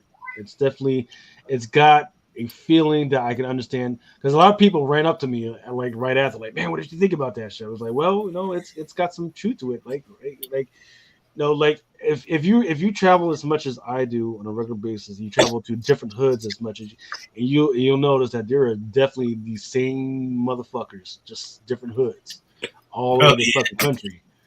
Same Tyrone, same motherfucking pimp, same hoe. That's right. That shit feels the same, right? And you could realize that there is definitely some external influences that make them act that way. There's it feels like there's some truth, but ultimately you could do whatever the fuck you feel. You don't have to act like that. You don't have to live in a fucking hood. Strings. Huh? Yeah, I don't subscribe to that type of thinking at all, right? Because I've lived in the hood, right, and I broke out of the fucking hood. I broke out of the fucking trap, right? So I don't subscribe to that, right? I guess I'm just maybe because I got some African blood in me. I'm on a different path. Spawn should switch to high level animation. Let Fox do the voice. They already did that. And it made 3 seasons. 3 seasons of excellent television, might I add. I honestly really wish that they would go back and finish the Spawn animated series, but for whatever reason, I think it needs that continuation. Yes. Bring back Keith David. Keith David needs to do the 4th season and do a final season of Spawn the animated. Oh, hell yeah. Fucking amazing. Is it still on Max though? Yes, it is. Sweet. My homegirl is his publicist. It's like his. I own the DVD. She works right with him. Like I started my VHS. I'm gonna ask her. I'm gonna see what if he's down to do that shit. Want to do a petition? Yeah, start an online petition. Be like, sign this petition to get Keith David to do a 4th season of Spawn. I'll do it. I'll get it tomorrow.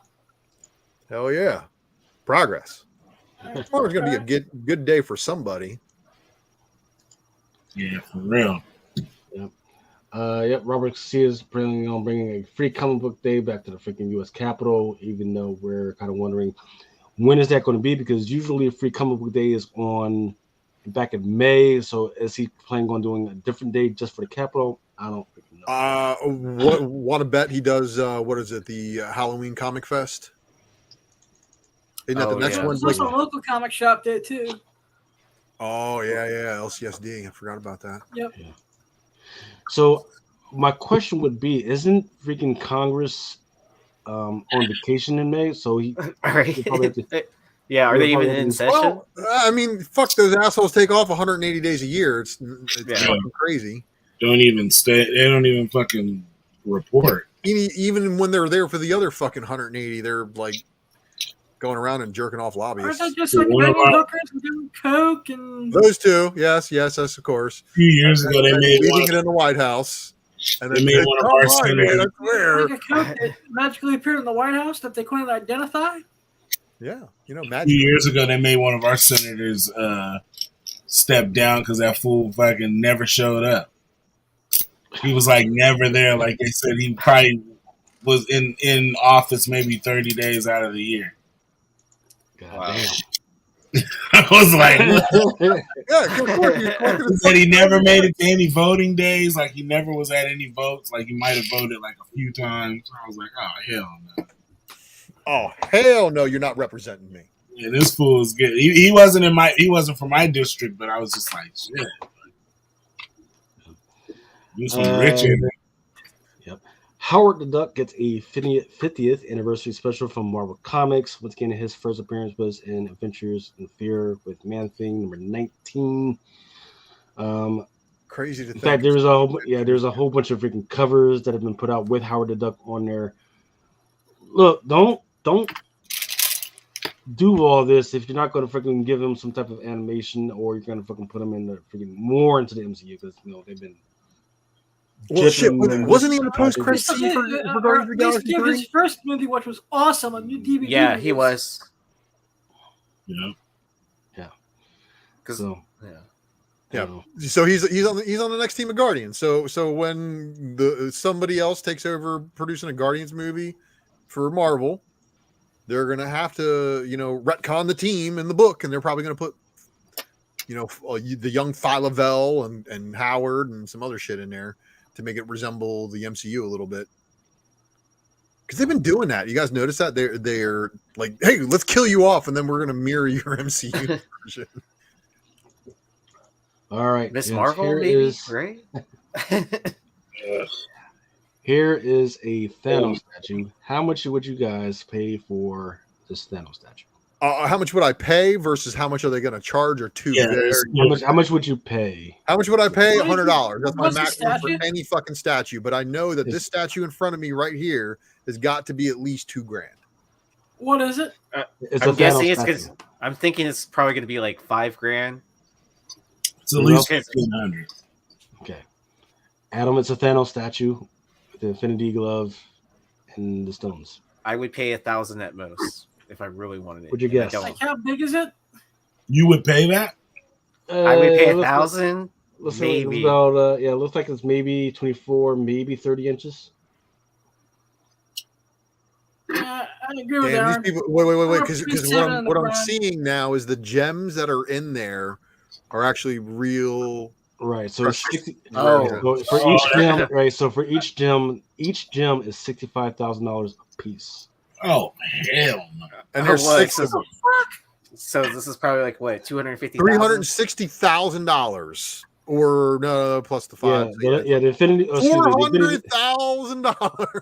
yeah, the Infinity Stones are limited in number and range from 1,500 to 20,000 and come numbered with custom packing, as well as a durable carrying case.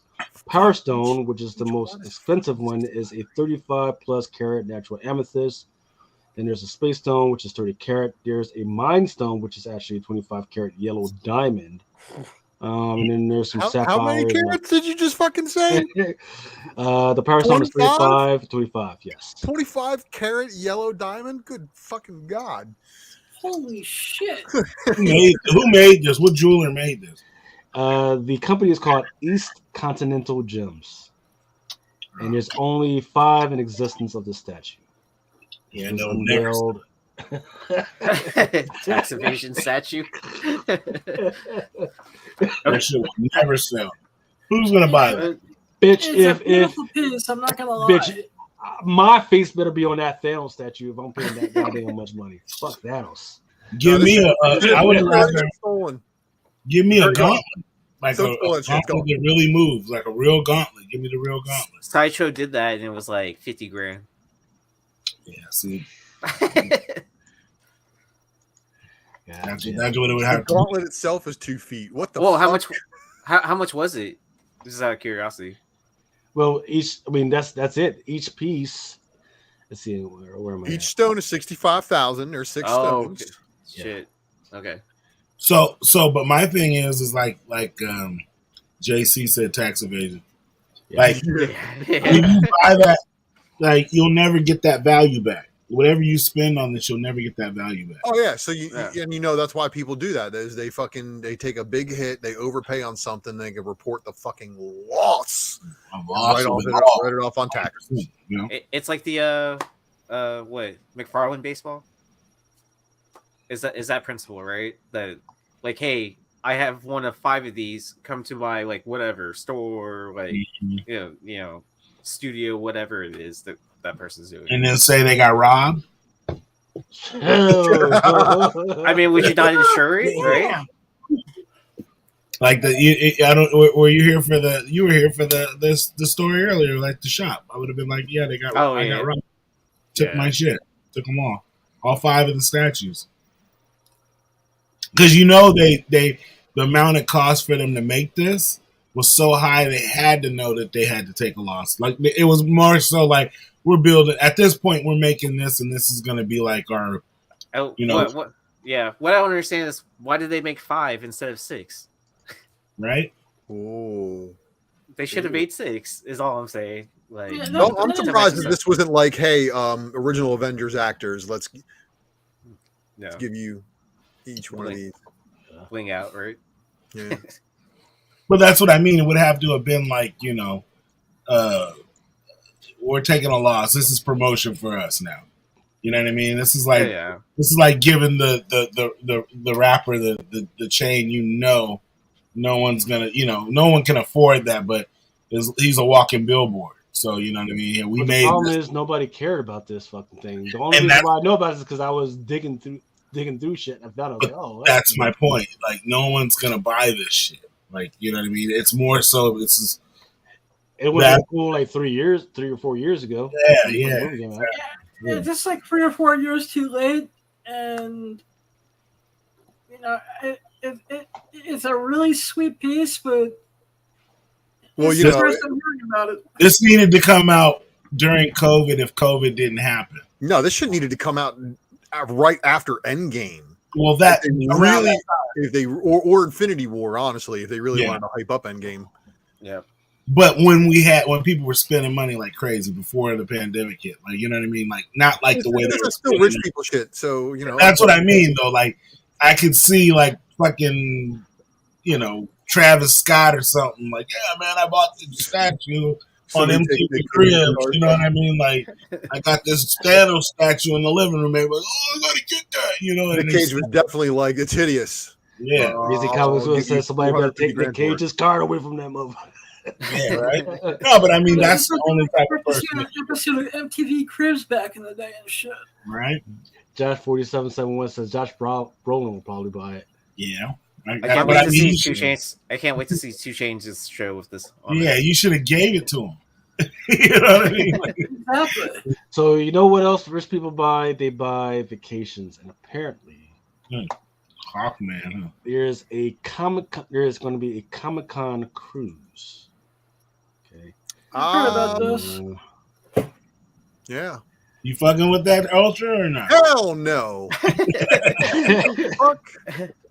All right, look, let me just say this. If I was in my 20s, still single, yeah probably. Yeah. Yeah, because, I go there smash. Exactly. But I'm not that guy no more. I'm a lot older, a little bit more relaxed and reserved. And, fuck getting on a boat with a whole bunch of nerds who don't shower and wear deodorant. I'm just saying. That's the thing. But bitch, like your room is like right down the fucking corridor. Go fucking shower, man. Like, thank you. Damn. Lucas knows, man. There's no excuse for you to be smelly on this boat because you got a room and you ain't walking miles in a costume to get to the con. So, some of them, they like them. They like them a little tangy. You know what I'm saying? Not the kid.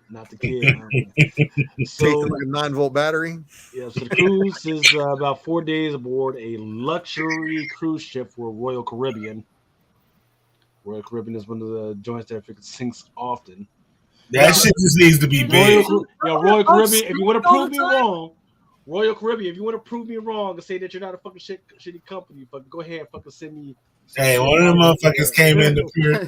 Hey, one of those motherfuckers came into the pier maybe 2 weeks ago and slammed into the fucking pier and had to get repaired. And then they were telling people you can it was an Alaskan cruise. And you can either get off or you can stay on and go. And they were showing me, they're like, fuck it, let's just stay on. I'm like, shit, motherfucker. And she was all dunked in. I was like, man, give me my refund. I'm out.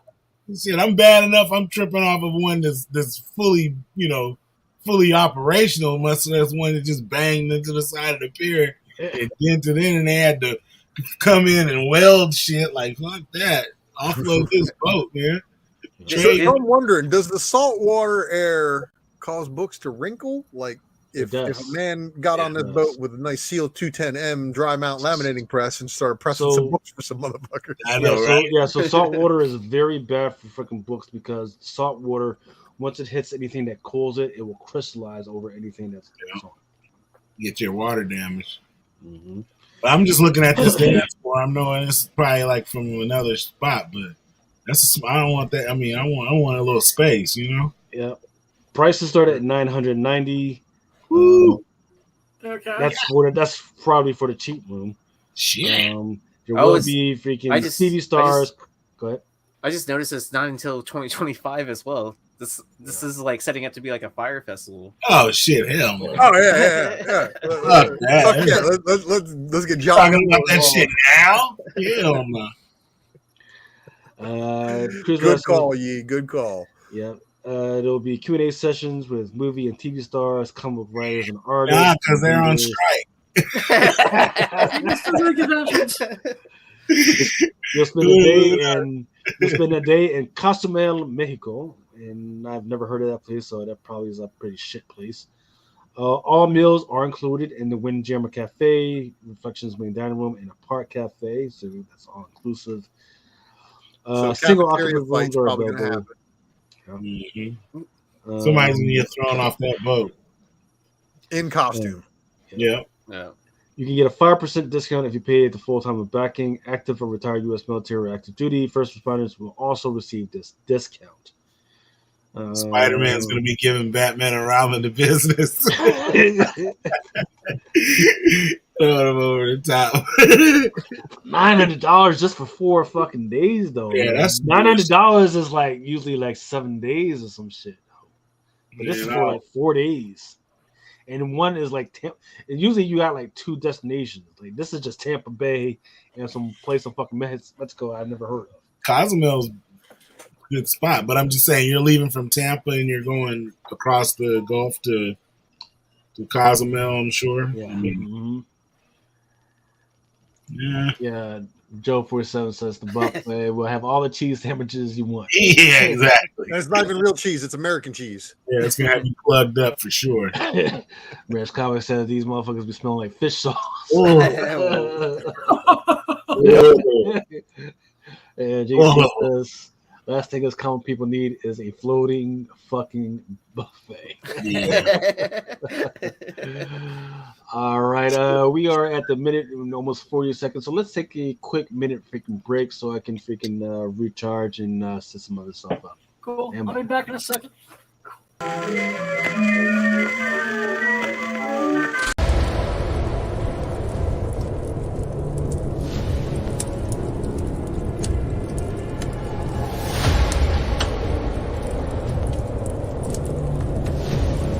Oh, just about everything.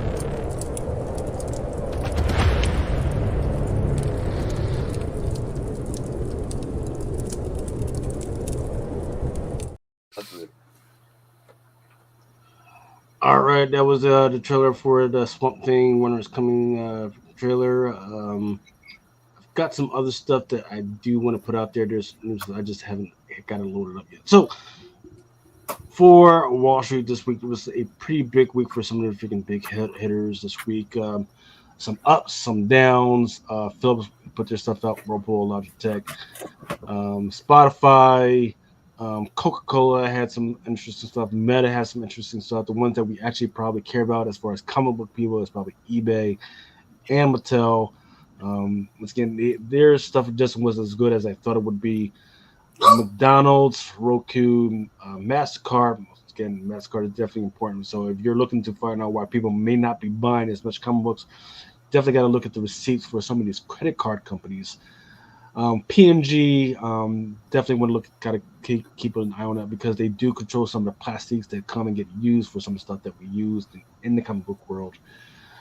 And then Wow, so Logitech. What happened on Monday for Logitech? Did they take a hit, or was it a good upswing for them? I gotta do some research on what was going on with them. But you in know, between, like sub control is definitely not their bag. yeah. So in between Nvidia and Logitech, they've had some weird ups and downs because people have been putting out some weird word on them.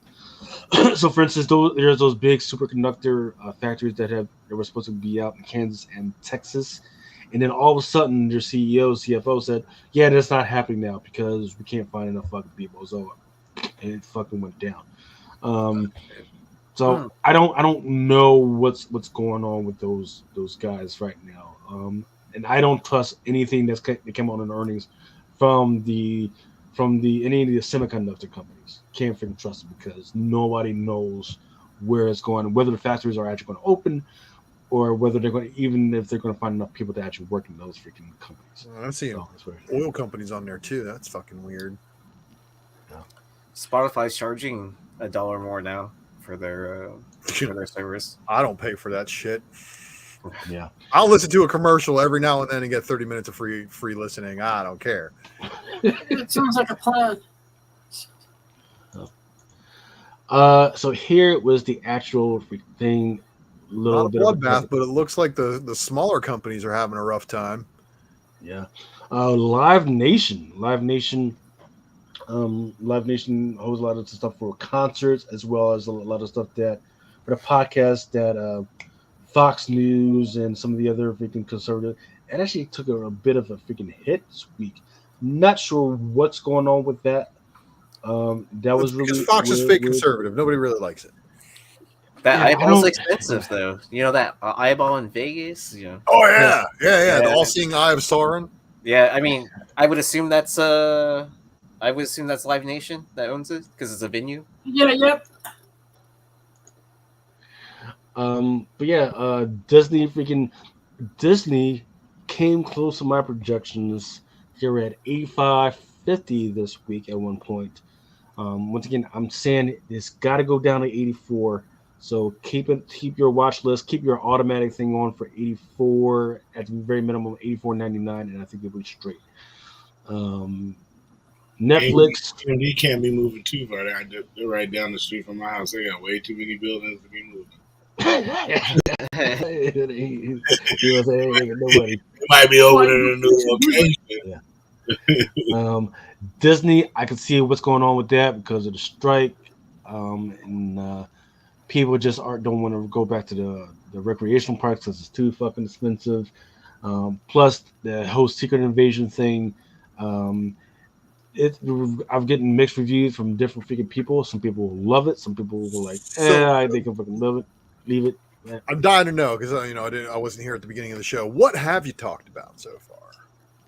We have not talked about any. The only thing we talked about is Barbie and Oppenheimer. Okay. And Sinead OConnor. Yep. God bless her soul. So, are we just gonna get into it about Secret Invasion? Sure. Definitely. At this point, I don't care. Marvel show ever, but I still liked it just because I'm a Marvel homer. So I'm gonna watch it and I'm gonna love it. And it also sets up Armor Wars. That's really the only two takeaways you need to know. The whole purpose of this was to set up Armor Wars by revealing that really was Captain America Brave World. So it was also confirmed by the director. Rhodey has been a Skrull since the events of Civil War. So when he crashed, and fucked up his spine and couldn't walk no more. Part of his rehab when he was learning how to re-walk again was him in the hospital recovering, and that's when he got swapped apparently. So Rhodey missed Endgame. He doesn't know Tony's dead. He doesn't know a lot of things. That's really why they did this, is so they can fuck you all up with Rhodey's story. And then of course they killed Maria Hill, episode 1. They've killed some other people in some other episodes, but now we have the most fucking OP Mary Sue ever fucking been seen in storytelling in Gaia. Mm. I mean, she's a Mary Sue and she's OP as good old fucking God. I mean, dude, that battle between, the final battle.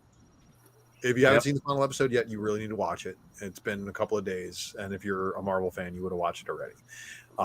So I'm taking it. If you didn't watch it already, she becomes a Super Skrull too, and then she proceeds to go through like the roster of every MCU hero and starts duplicating everybody's powers. I mean, we saw Hulk, we saw Mantis, we saw so many Captain Marvel. Yeah. Just all these different power sets, and it's like, oh my god, you gave one fucking character every hero's powers in the MCU. Well, there's no reason for Avengers ever again. Like, what do we need superheroes for? Send in the fucking Super Skrull. Super Skrull's going to take care of everything. Yep. It was an epic battle at the end. I mean, it kind of was, but the CGI looks like shit. For the budget that they spent, over $200 million on this show. I don't believe that. That's cap.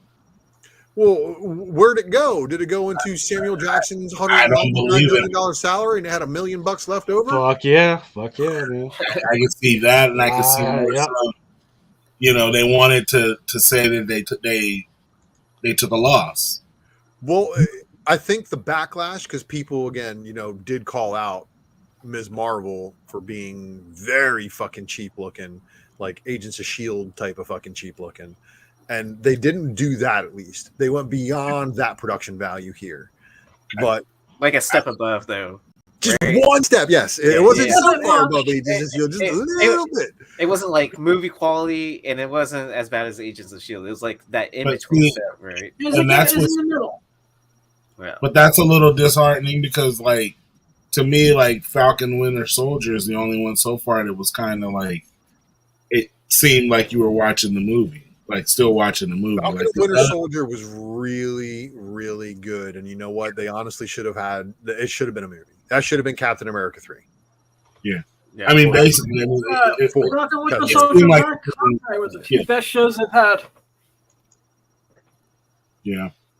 So, like I said, I'm not really worried too much about. I mean, this is a segue. If anything, this is absolutely. All these shows are just stepping stones. And also, earlier today at around I believe 4:20 p.m., there was 100,000 minutes until season 2 of Loki premiered. And see, and that's the thing. Loki is TVA. You need that TVA hookup. Yeah, the TVA hasn't popped in and told me I'm a variant yet, so they haven't recruited me. So apparently, I haven't diverged from my timeline yet. But when I do. And that's the thing with that is more costume like driven because it's a period piece. You know what I mean? Like you're jumping through timelines. Like, well, I mean, definitely I can say that the production value on Loki season 1 was definitely above a lot of these shows. Yeah. And if season 2 continues with that fashion, then yes, I think they'll be just fine. But I mean, like I said, even if it's not, if it's a period piece and it's in one time, just as long as it's done right. Like, you know what I mean? We do know that they run through different times in Loki season 2. So we are going to see some period stuff because we saw the preview for Loki and Ant-Man. Mm-hmm. And that's what I'm saying. Based on that, I'm going to assume it's going to be a majority in that time period. At least, you know what I mean? Because they're I mean, we know that we're definitely going to see some 1800s. So we're going to see all these different Kang variants. Now, is Loki actually chasing Kang through time? Like, what's going on? Well, I think that's why he has the TVA Mobius with him, because he's able to travel through with him, and it's not like he's because he would need somebody to guide him through, so he's not fucking up as he's going through, he's not tampering with the variants. You know what I mean? What I will say is I think that out of all of the MCU spec potential, we're still running very thin on because everybody's been already explored and everybody's already got first appearances under their belt. Everybody's already flipped them. I'm looking at Loki season 2 as fresh ground, and it's probably going to be like Hopefully, no Mephisto level speculation like last time. But, Mephisto in every fucking episode, man. I swear to God. I'm ready for the juggernaut. Yeah, a lot of dumb stuff. And that's just it. Is the internet starts going crazy with fan fiction, and it gets everybody really, really disappointed when the show doesn't live up to those expectations. So I don't want that. I think that's partially what happened with Secret Invasion too. Everybody was like, yo, they're going to introduce Spider-Woman, and fucking everybody went back for all the Secret Invasion books thinking that was going to be a basis of the story. Had shit to do I with was thinking they were going to get they were going to bring back Agents of S.H.I.E.L.D. and Quake. Well, I'm actually surprised. Everybody was really pushing for that too, I'm surprised I didn't hear any rumors of Omega Red while they were in Russia. I think Quake. I mean, I'm glad I didn't, but it wouldn't have surprised me if someone said that, at some point. Well, I think Quake will show up. Like she's already has. I just don't know how. No, I really don't think the what's her name, Chloe Bennett, has any contract with Marvel anymore. You don't think so? She's done.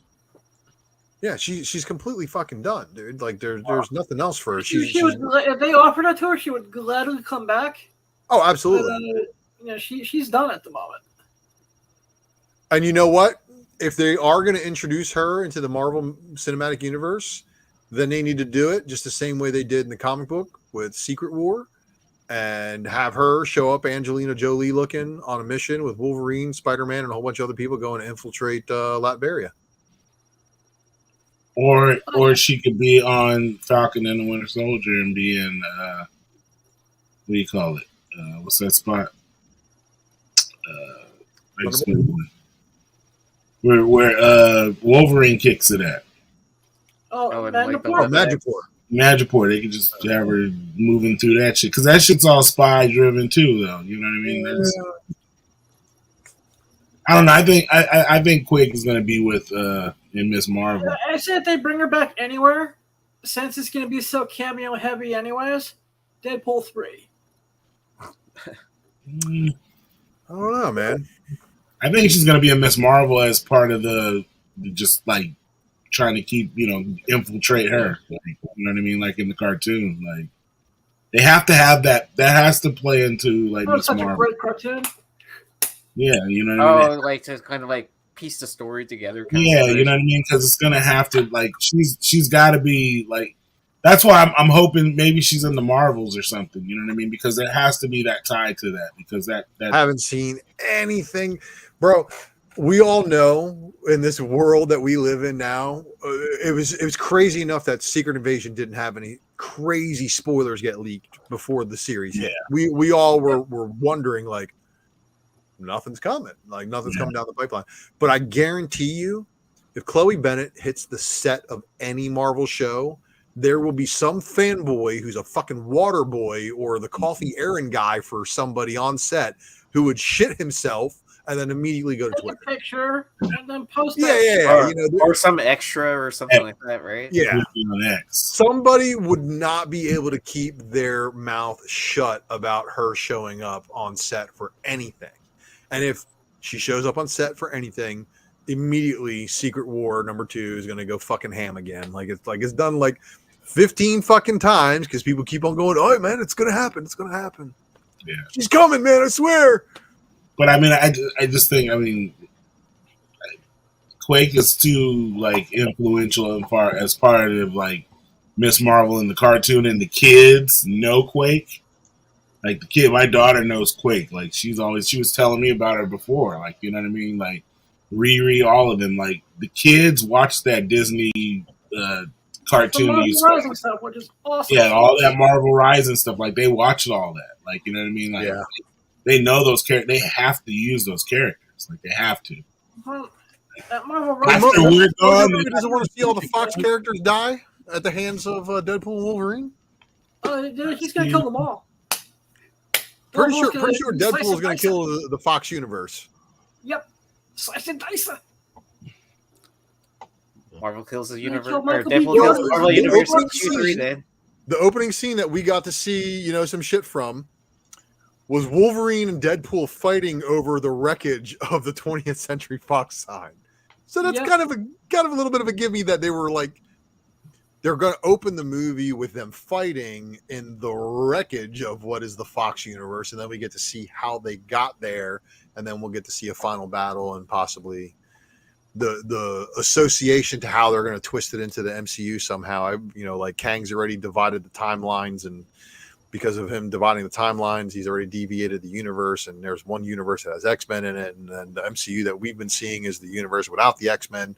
Kang deviated timeline the whole time. And don't forget, Deadpool kills Wolverine twice, and Deadpool kills Marvel Universe. I mean, yeah. That is Gotta true. die twice, Wolverine. Yeah, something to consider.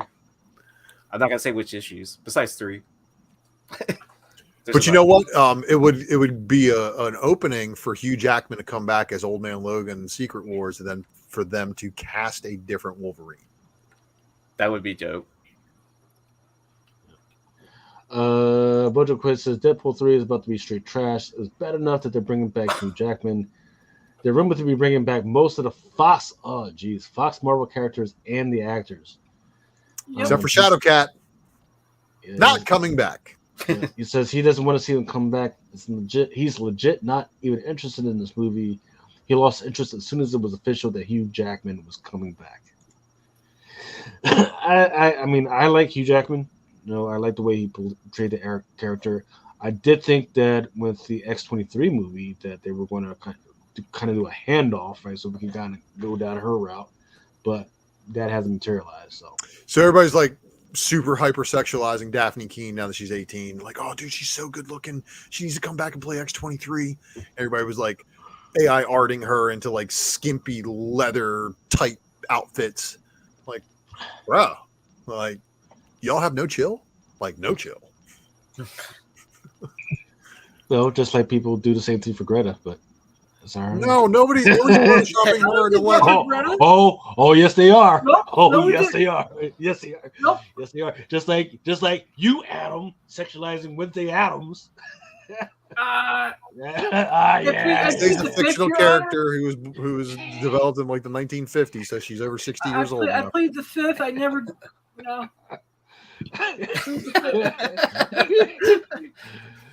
Moving on to so Mike the Pike Productions, also known as Arowana, or actually their IP is held by Arowana.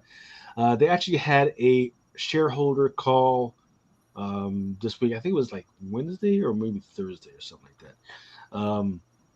Where we had the CEO on and the president on, and they were talking about what's going on and what's going on in the future. So for those that don't know who Mike the Pike is, they hold the rights, the IP for stuff like most of the Dynamite stuff. So like Vampirella, Deja Thoris, Red Sonja. Red Sonja, yeah, freaking the Conan stuff that they're putting out. Yeah, they hold the IP. And Arowana is supposed to be the ones that are helping them bring it to some type of media, like whether it be a TV or a movie or everything. So the big thing that they talked about was, of course, Vampirella, and that they did acknowledge that Vampirella will be an animation. They're working toward that. They're still working on it. And that's it. The rest of the stuff was blah, blah, blah. Hey, we're working with this guy. They mentioned Kevin Costner, and I think they mentioned Josh Brolin, I think. Are you still a shareholder? Yes. Okay. Mm-hmm. It's a very small, man, because these fucking shares are like 9/10 of a fucking cent and everything. So it's very, very cheap to hold. Yeah, like where I trade through, they wouldn't even let me buy it. Yes, so they decommissioned off of the actual Wall Street like back a few months ago. So they're like pink. They're pink sheets right now. So if you somehow can get them, you can get them for very cheap. You can get like 80,000 for like $2 at this freaking point, man. So I have to look into that.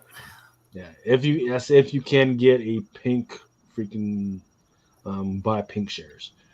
Okay, I'll have to look into that a little bit more. Yeah. I know enough people walking through the Wall Street area in New York to get hooked up. So yeah. Here are some of the comics that came out this week. Venom Volume 5, number 23, cover E. That spoiler Cafu joint that was It's got the Black Widow on the cover as Venom. But here's the deal. There's already a cover out there with her as Venom. You see, we got the same fucking red logo on her fucking chest. That was during the whole nullified freaking thing. So for them to do this shit is fucking crazy, and they really don't think we're fucking paying the fucking attention. Well, actually, we aren't paying attention. Well, just like a lot of other times they do a variant cover of a character, then they introduce that character in their own story. It's not the first time. It won't be the last. So the thing is, this character doesn't even show up in this fucking book. She doesn't? Right? No, she does not. So it's just a random cover? So what the fuck? Just random fucking cover, yeah. The Venom, it kind of drips on her fucking wrist and everything, but she doesn't get taken over by Venom. Oh, it's because it's going to happen in the next issue or the issue after that. They're going to milk this. No. Wait. What happened now? Mary Jane got... Not Mary Jane. Hey, it's Black Widow. Natasha Romanoff has got the little Venom drip on her arm. How long ago did this happen? This week? No, but I'm saying, like, when did this she's dead, so when did this supposedly take Oh, no, place? she's not dead in the comics. She's only dead in the cinematic universe. Right. So why haven't they been making books? Well, they have been making books. She just had a Black Widow series and with new widows and shit, so. That's right.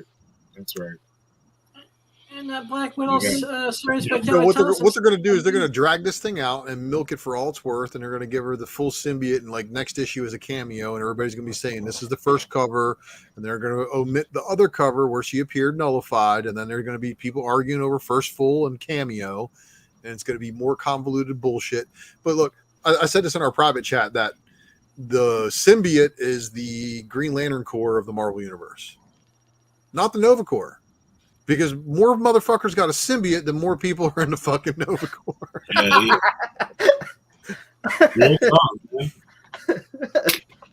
At this point, isn't like 3/3 of the Marvel Universe have been venomized at this point? Yes. I mean, we just need another edge of the Venomverse. Like, run. No. Aren't they killing that shit? What? No. Yes, the death of the Venomverse is going on right now, thankfully. Okay, so they're killing that off too. So probably. They need to really kill off the multiverse stories for another fucking 50 years, in my opinion. They really do.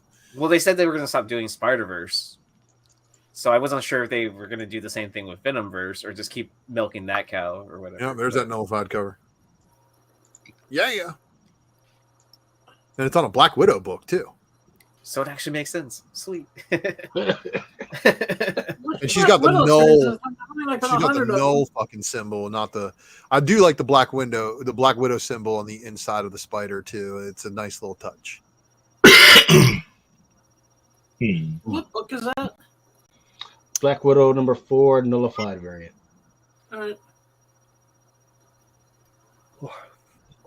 Yeah. Also, that came out this week. Venom #5, #23, cover M incentive insignia version. Nobody's buying this fucking book. Even though was that 1 in 200? Was that right? Was it? Yeah, it was a 1 in 200. It was a fucking ridiculous fucking joint, man. And was there is a price $3.99. I forget. I would have to because the cover price wasn't $3.99. I can understand why nobody's buying a 1 in 200 of that shit. Coming to a Walmart near you. Walmart back, yes. I know, right? Night Terrors #1, cover D, variant. Yeah, Night Terrors #1, that Ivan Reese, Darkest Hour keeps moving. I'm talking about that neon ink card stock. So this is the one they actually got right. Yes, they actually got this one right. Then there's #2 for Night Terrors #2, that Ivan Reese. That's another neon card stock. That one came out on time, sold out. Then there's the Teenage Mutant Ninja Turtles with Usagi Yojimbo. I think this was a 1 in 100, I believe. Is that Eastman cover? Yes. My Little Pony, Big Hoof #1, cover D, incentive Jesta Suda. I believe this was a 1 in 10. Per Evil #1, Souza Michael cover. Regular. Then that Black Panther Volume 9 #1, second print Raza cover. I think this wasn't this like a 1 in 25, I believe. Was that the 1 in 25 second print? Yes. Okay. And then Incredible Hulk Volume 5, number 2. This is a Leno Francis Yu variant. He continues to be on fire with some of these freaking covers. It's just that people can't remember his fucking name. First cover appearance of this character. I forget her fucking name. Excuse me. But her first. Is that the little girl that they introduced in issue 1? Yep, she kills her dad in the first issue. Yep, it's a great. It really is a great read. Yeah, but this would be her first cover appearance. All right. Scarlet Witch Volume 3, 81 number 1, cover G, second print by Jim Chung. Oh, I like that. Star Wars Darth Vader Black, White, and Red number 4, cover C by Kevin Eastman. This is absolutely fucking trash, and I don't understand why you guys are fucking buying this shit, but y'all do you. Definitely sold out. Star Wars Return of the Jedi, the Rebellion number 1. It's a trap. This one was a Ryan Brown special. This one was a 1/100. He looks really happy that it's a trap, though. I fucking told you. He does not look like sad Akbar. He looks like happy Akbar. He looks my friend Chewy. He's like, hey, that house over there. I almost fought the girl over there. See that? He's just pointing. How many remarks are you gonna see with "It's a trap" written on that shit? Hey, if you can get Ryan Brown to sign that and right there, it's a trap. Lock S foils in attack position. It's a trap. It's a trap. And then the last one is this What If Dark Spider number 1, cover D incentive rose base version. Where's Mel? Where's the bell? Where's Mel? Mel. Oh, I don't know. I'll be fucking loving Rose Bash. He should be back on pretty soon. He has indicated that he will be back soon, so he hasn't this week. So maybe a couple weeks he'll be back. I know. I just want to know where his head's at on this one, as far as did he cop? I feel like I've seen this Rose Besh cover before in a different angle, right? Like or a slightly different position, and then Silk. like minimal.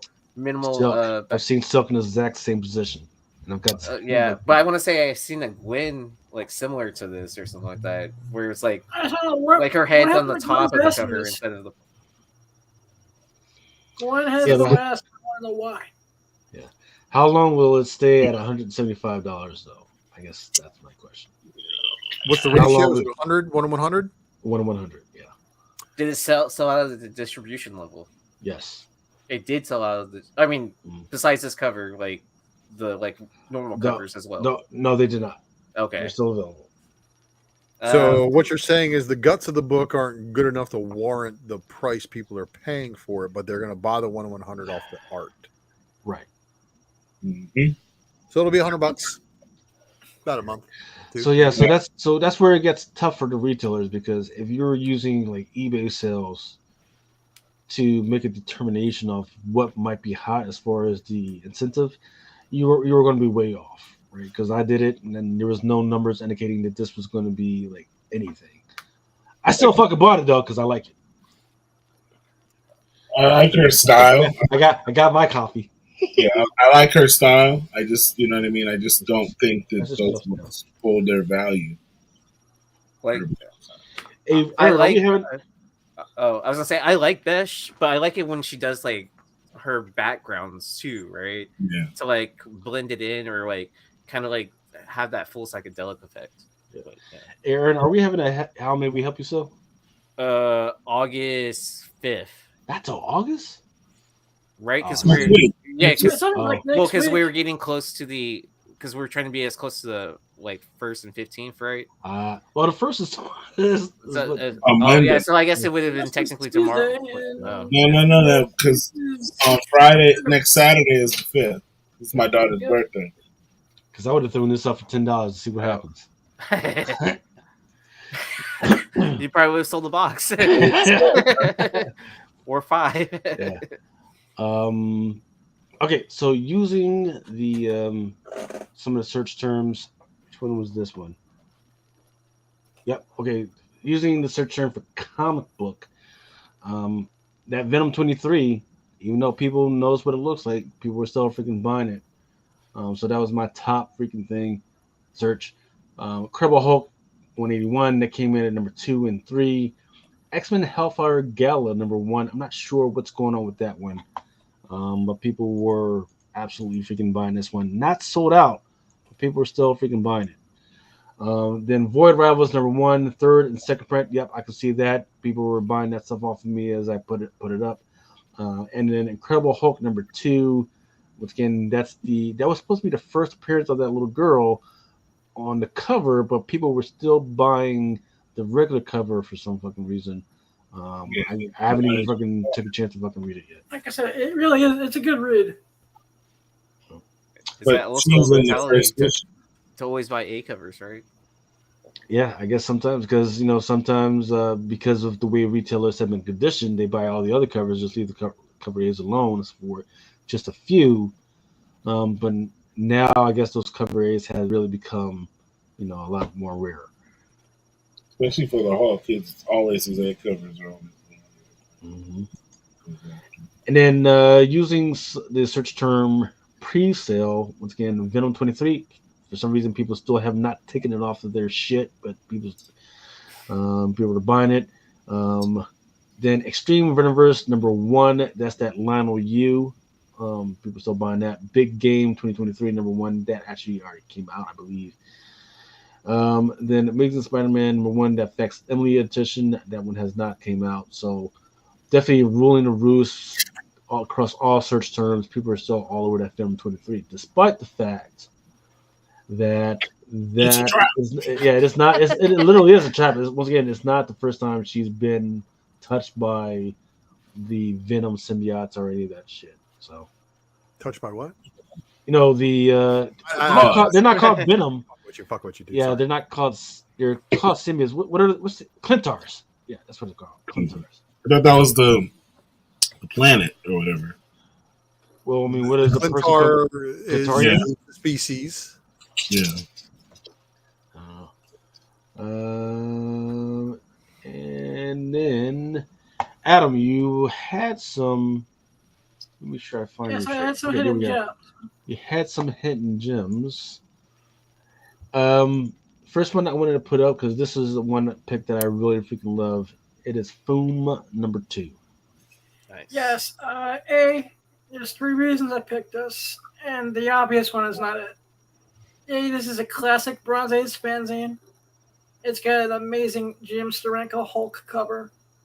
And then, of course, it has the controversial concept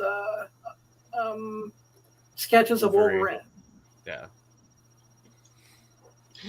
And I actually checked some of the eBay sales, and some of these are actually breaking loose for actually a lot cheaper.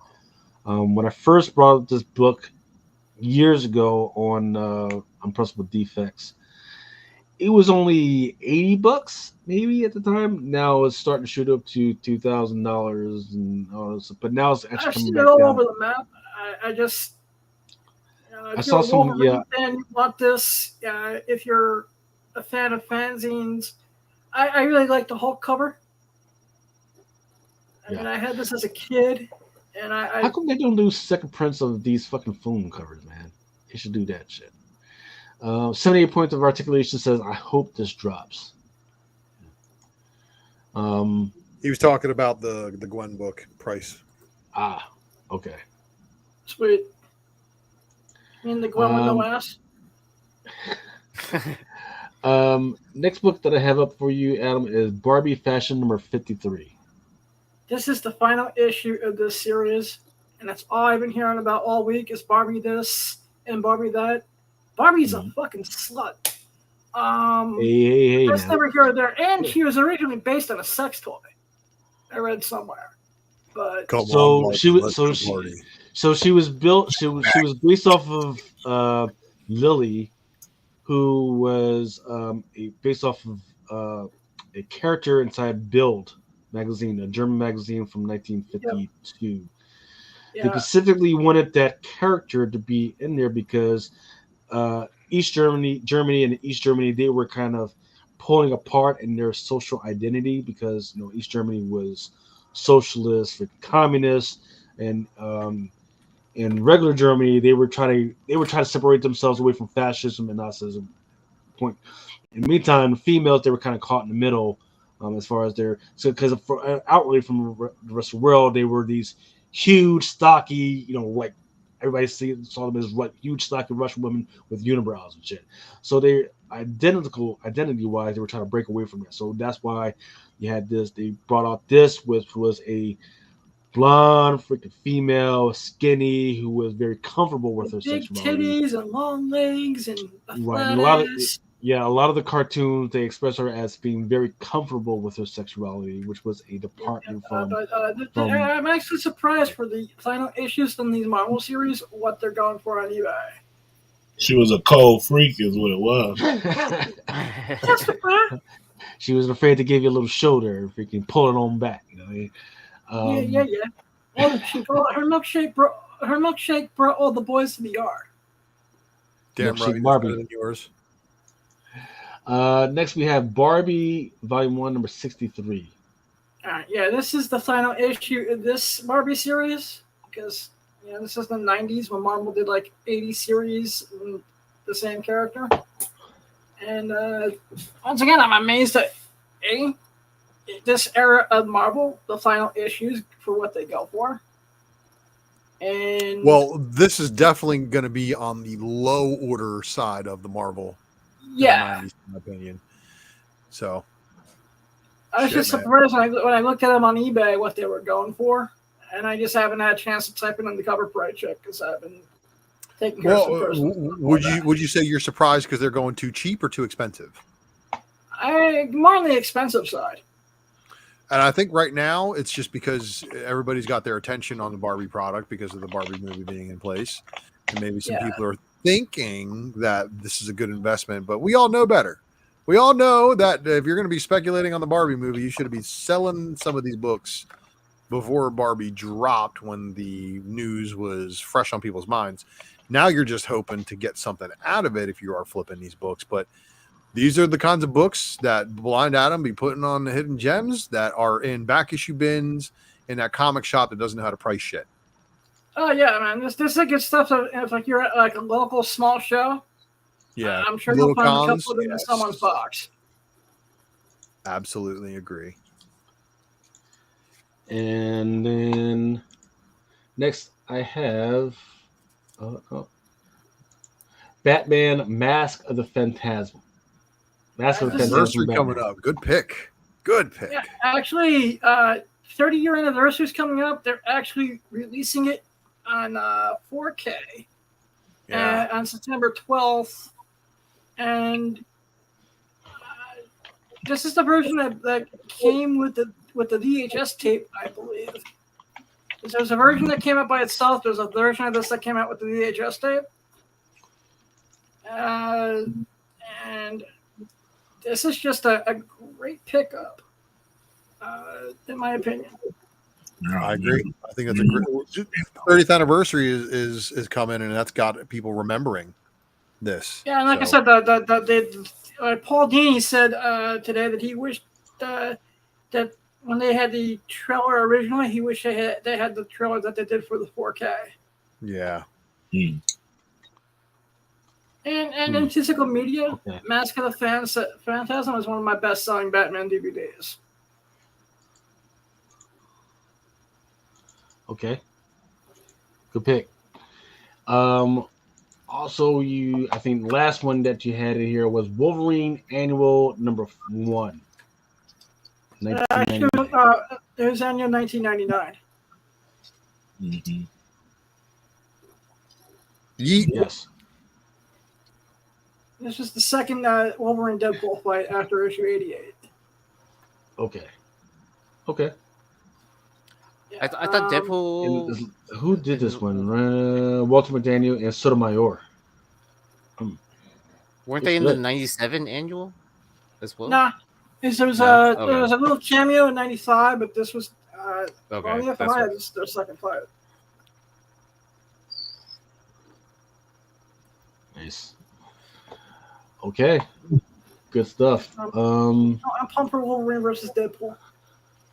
The first person I hope he kills in the Fox universe is Michael B. Jordan as Human Torch. No,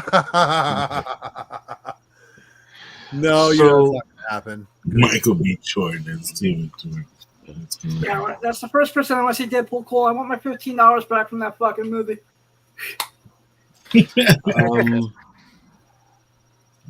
So yeah, once again, if you want to see more hidden gems and more good content from Adam, you can always pay attention to his show on Wednesdays. Or are you doing a Tuesday and Wednesdays, or It's Wednesdays Tuesdays. It's Tuesdays at 9 and Wednesdays at 8.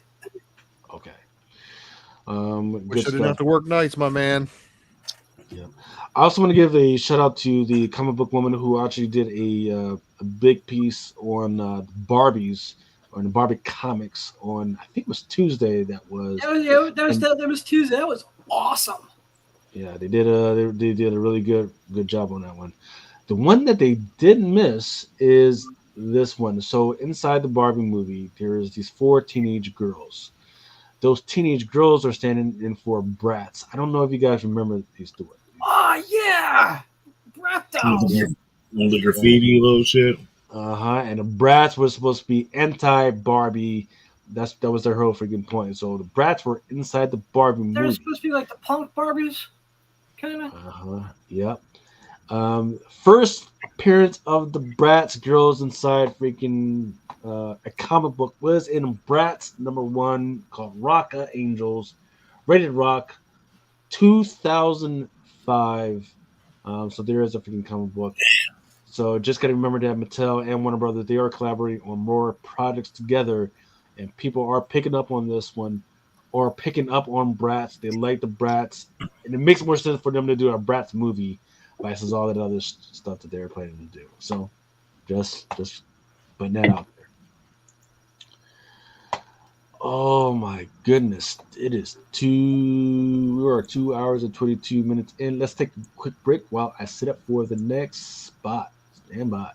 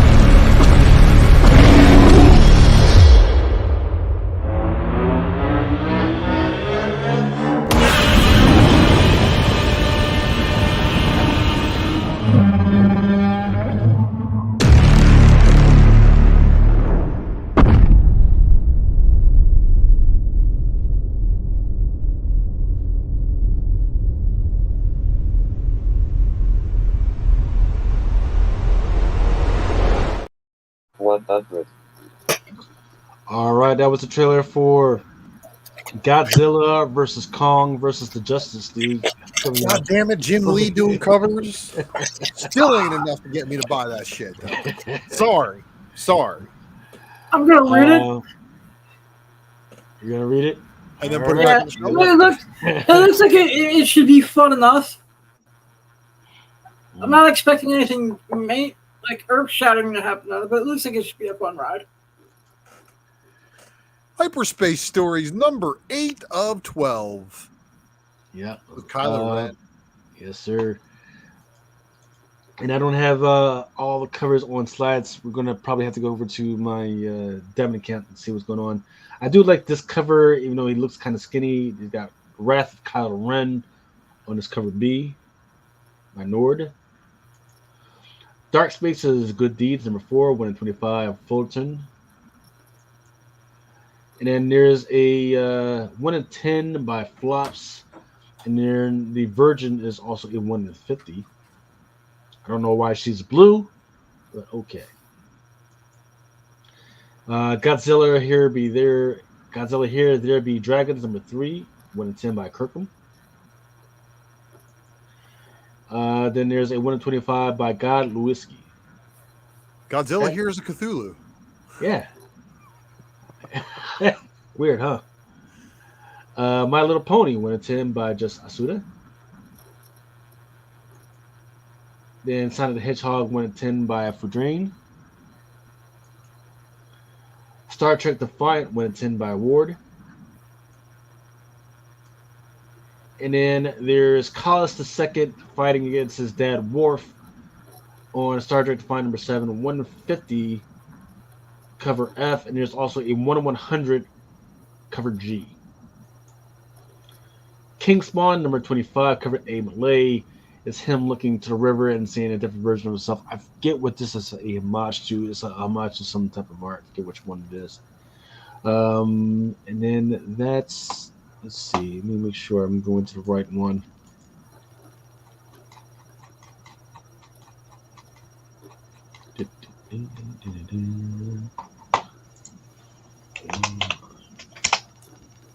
Oops. There we go. For some of the scary ones, Ice Cream Man number 36, cover B by Baruch Vecchia.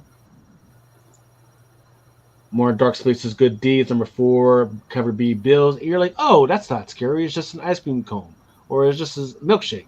Well, if you look a little bit closer, there's actually a finger coming out of the whipped cream, and then inside there's actually some bones. Bone Archer Tenement number 3 just got a weird naked guy on the freaking cover. That's scary enough for me. Smokey taking the shit. Holy snap, Batman! So that's where we're at. Dog and all. Dog and all. He's just out there, butt naked on the fucking cover. Hey, man.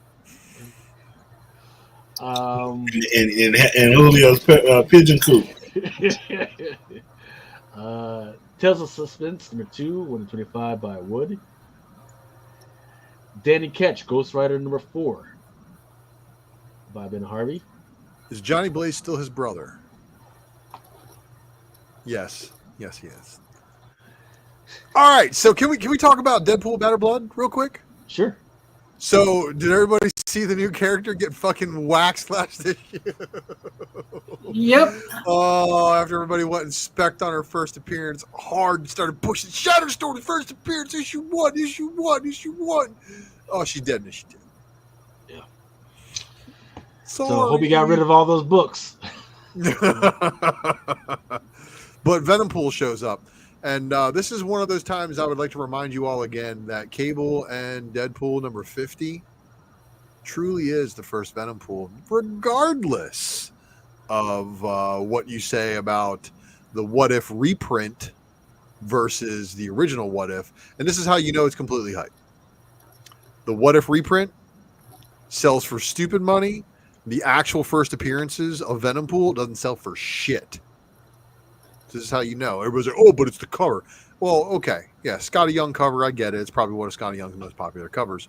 But if the character's first appearance was actually worth anything, then it wouldn't matter that there was a reprint variant. You know, those are the what if backups that it originally serialized in? Yeah, the first one that was in the back of Demon in a Bottle. What If Fireman was Dr. Doom. You know, a couple of those other ones. So there was like a lot of really like funniness with the Venompool book, but Venompool showing up, it's not the first time Venompool showed up. He showed up in Major X. If you're collecting his Venompool appearances, you're going to be after Liefeld books. Let's just be honest. And then there's that one store exclusive that had the X-Force outfit Venompool. But I'm ready for Batter Blood 3. Again, I don't care. You can call me names for liking Liefeld, but I think Liefeld is probably one of my favorite. I love Liefeld. Liefeld is my favorite person to watch on Whatnot. Oh, his Whatnot shows and his podcasts are very entertaining. The dude talks a lot of good stuff. So, did you buy the graphic novel of this before it became a comic? The first one. The first one, I did indeed buy the graphic novel. I did as well. So, hardcover, bro. I haven't read it. You gotta have the hardcover. Some of the trippier ones, you got Cult of Carnage Misery number 4, a scan.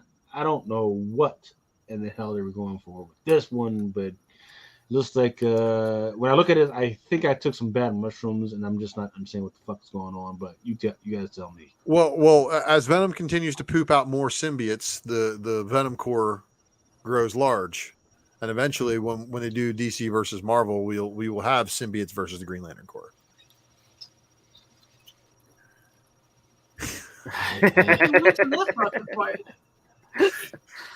I mean, this is just. Does everybody need a fucking symbiote? Does a symbiote come out of everybody's butthole when they shit in the Marvel universe? Because it seems that way. Yeah, pretty much.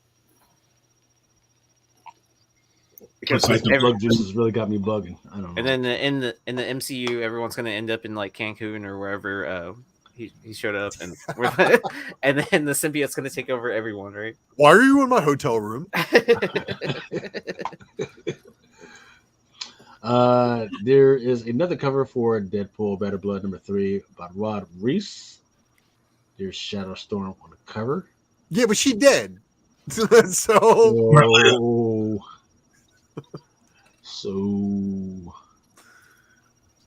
maybe it was a dream. on. No cosplay. Baddie Barbs. All right, Star Trek: The Fight #7, 1 in 25. hello, Beverly. She's got high cheekbones. That's Picard's hoe. Mm-hmm. Oh, I'm sorry. No, she's not a hoe. She's Wesley's mom. And Yeah. and Picard's. She's a poor widow. She's a widower, right? So remember, the rules are if you're a widower, everything after that don't count. It's just like, hey, it's yeah. No. Hey, So she's that's just how fucking, that works. she's trying to get over the trauma, right? You gotta give her a pass on a whole bunch of stuff. Right? Yeah, well, she also kept a secret kid from Picard, so fuck this bitch. She's a She didn't come back to the room for no child support, so she couldn't because she was in some fucking faraway quadrant, way far away from the court system, being able to file any fucking paperwork. Because if she filed any paperwork, then somebody would have known her location. Yeah, but once he set foot in that sector, they would have yoked him up for child support, and they did. You guys know way more about Star Trek than I thought you guys did. What the fuck? They put him on Deep Space Nine. That's what they did. Carl was like, "All right, I'm retired." No, bitch, you can't retire. You got child support. No. You got a kid to support. Battle Chasers #12, cover E. Right? I God, have no idea. Her tits are getting bigger every issue, and every cover, worse than the Power Girl thing. Plants put in?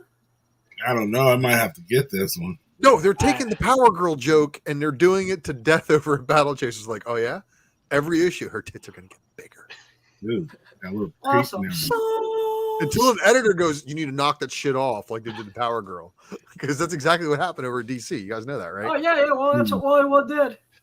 Yeah, he kept drawing her chest bigger and bigger and bigger until the editor told him to knock it off. Just like, no, you gotta stop. This is like real shit, though. It looks real. Death of Venomverse #3, that Rod Reese design variant, Madam Venom design. Oh yeah, that's the kind of madam I want to see when I walk into a brothel in the late 1800s. So we got to describe it for Adam so he knows what we're looking at. There is a Venom variant, but she's got the widow's veil over her, right? Okay. And she's got a little corset around her freaking thing, so because she's not that fucking skinny. Like and of course, no one likes a waist over 10 inches or whatever. It was an old school black wedding dress with the veil over a Venom face with a whip. Is this a ratio? And a blood rub. It's a design variant, so there's a possibility it's going to be a 1 in 10. All right, I can order. It might be an open order. $4.99. Yeah, it might be open order. I'm gonna get me a couple of those. So I think that was all that I had as far as the slides, because gents, this week was fucking wicked. Wasn't no fucking slides. All right, so let's go into my account for Diamond Spider-Man #31, second print, 1 in 25 by Sky. And it's on the 3. No, because Mary Jane Black Cat, Dark Web #1.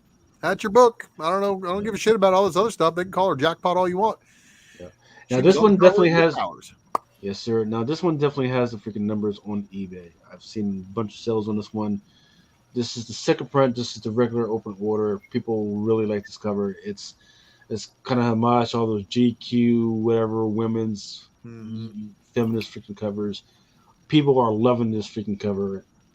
It's not great at all. I don't like the costume at all. I don't know why people are loving it, but y'all do you. Okay. That shit looks terrible. And it's the same like when she was on all the Iron Man covers. Mm-hmm. It's like the same shit. It's like just updated. I liked when they did a Mary Jane variant of Mary Jane. Okay. Blade number 1 in 25 by Marquez. I like that cover. Yeah, it wasn't bad. And there's also 1 in 25 though, the one where he was swinging the spear. Yep, and there was a second print 1 in 25, and this is the open order for it by Casa Grande. That's kind of sick. Yeah. Here's another 1 in 25, but this is for Blade number 2 by Manahini. Manhanini. Not bad. Yeah, bro. It doesn't have his normal color palette on it, so it's good, but it's not his usual flair. That is more. It looks like when he was fighting Dracula on the first one. Oh.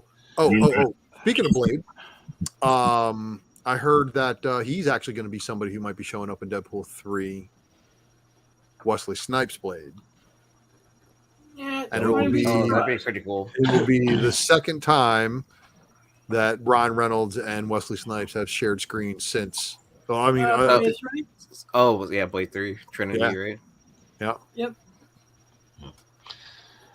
All I know is that I would really appreciate if you guys would reach out to these artists who are going to draw Blade and tell them to stop drawing Blade at looking like a sick Luther Vandross, please. Okay. Little Luther. Little Luther never looked good, man. They're going to start drawing him like Marshala. You just got to wait. You got to wait. We're waiting for that good Blade to hit, and then when that good Blade hit, my God. Okay, but if they do, they can't keep fucking up his fade, man. Why is his fade like all lopsided and shit to the fucking side, man? Because he's an anime character. He's an anime character. Okay. If I walked out if my fucking barber did that shit to me, I would fuck him up on sight, man. Like, nigga, you fucking fucked up my fade like that. I've been trying to grow this shit out for weeks. You fucked up my shit like that. Got me lopsided like a motherfucker. Man, fuck all that. Did you see the report where they asked Terry Crews to play Power Man? What? You said Terry Crews asked Terry Crews. They asked Terry Crews, and okay. he was like, yeah, like, you know, like, I'm with it. I'm like, since when was that on the table? Like, I didn't know the Secret Wars Power Man and Iron Fist series where Luke Cage was bald. I can see it. Yeah, but I mean, they already have one. No, that actor's unavailable. What about the series where Luke Cage was the mayor and ended up fighting with Kingpin? Oh, yeah. That shit. That would be the shit right there. He was retired or whatever. Mm-hmm. Blade number 2, there's also going to be an open order Bill Sienkiewicz cover. Looks like Bill maybe has some bills to pay. Lately. Yeah, he's had some bills to pay, so he's been coming out of height and pulling up some new shit. Well, you know that photo editing software that auto lightens very dark artwork is probably working out very well in this. Ever since everybody's been talking about AI, everybody's been trying to pull up their shit. Daredevil number 1 in 100 at your curry. Okay, so he's back. He's not in the white costume. He doesn't have the beard, and it's not Elektra. I thought he was dead. No, yeah, he died. Jail. I thought he was in jail. In hell. No, I thought he was in jail. No, he was in died. hell. He was in jail, and then he died. And then he put out his eye, and then he died and went to hell. They need to put him in a fucking an asylum, man, because all the shit he's been going through, man. You can't just Fucking cut out his own eyes, even though they don't work. No, Still he cut 'em didn't. out. Are you Yep. serious? Wait, Hell Yeah, yeah, man. yeah, That I change gotta every read, comes man. up for Yeah, I sale, gotta I'm buying read. it. I didn't read. I stopped reading probably issue 20. This Chip is Randy the starts. Sale Thriller. with Chip. Here's the book. It's Marvel's best series. Yeah, that's I just man, I was trying to read too much shit at the same time. I got burnt myself out. Go, Like Kill go Bill, back and Snatch check out the Knives. trade. It's awesome.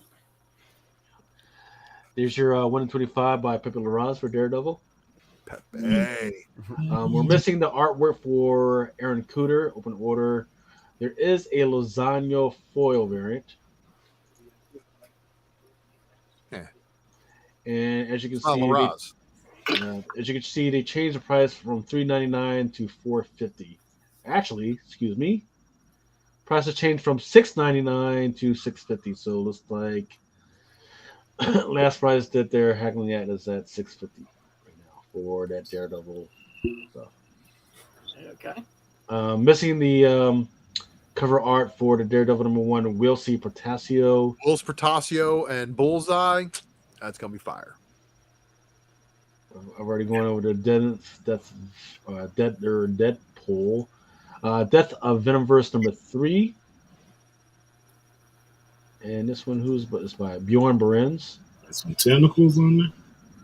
Okay. Little ones for the hair. 110 by Gabriel Delado. Yeah. And then there's a 1 in 50 by Philip Tan.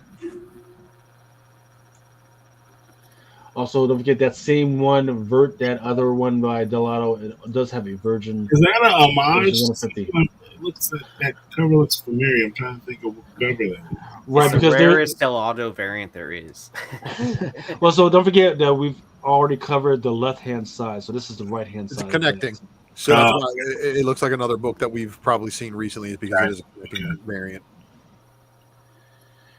Cover that. And we've already seen Eddie take fucking Thor's hammer and Silver Surfer's board and turn it into a fucking weapon. Here you go. Venomized Spider-Pig. Shout out to Mel. Nice.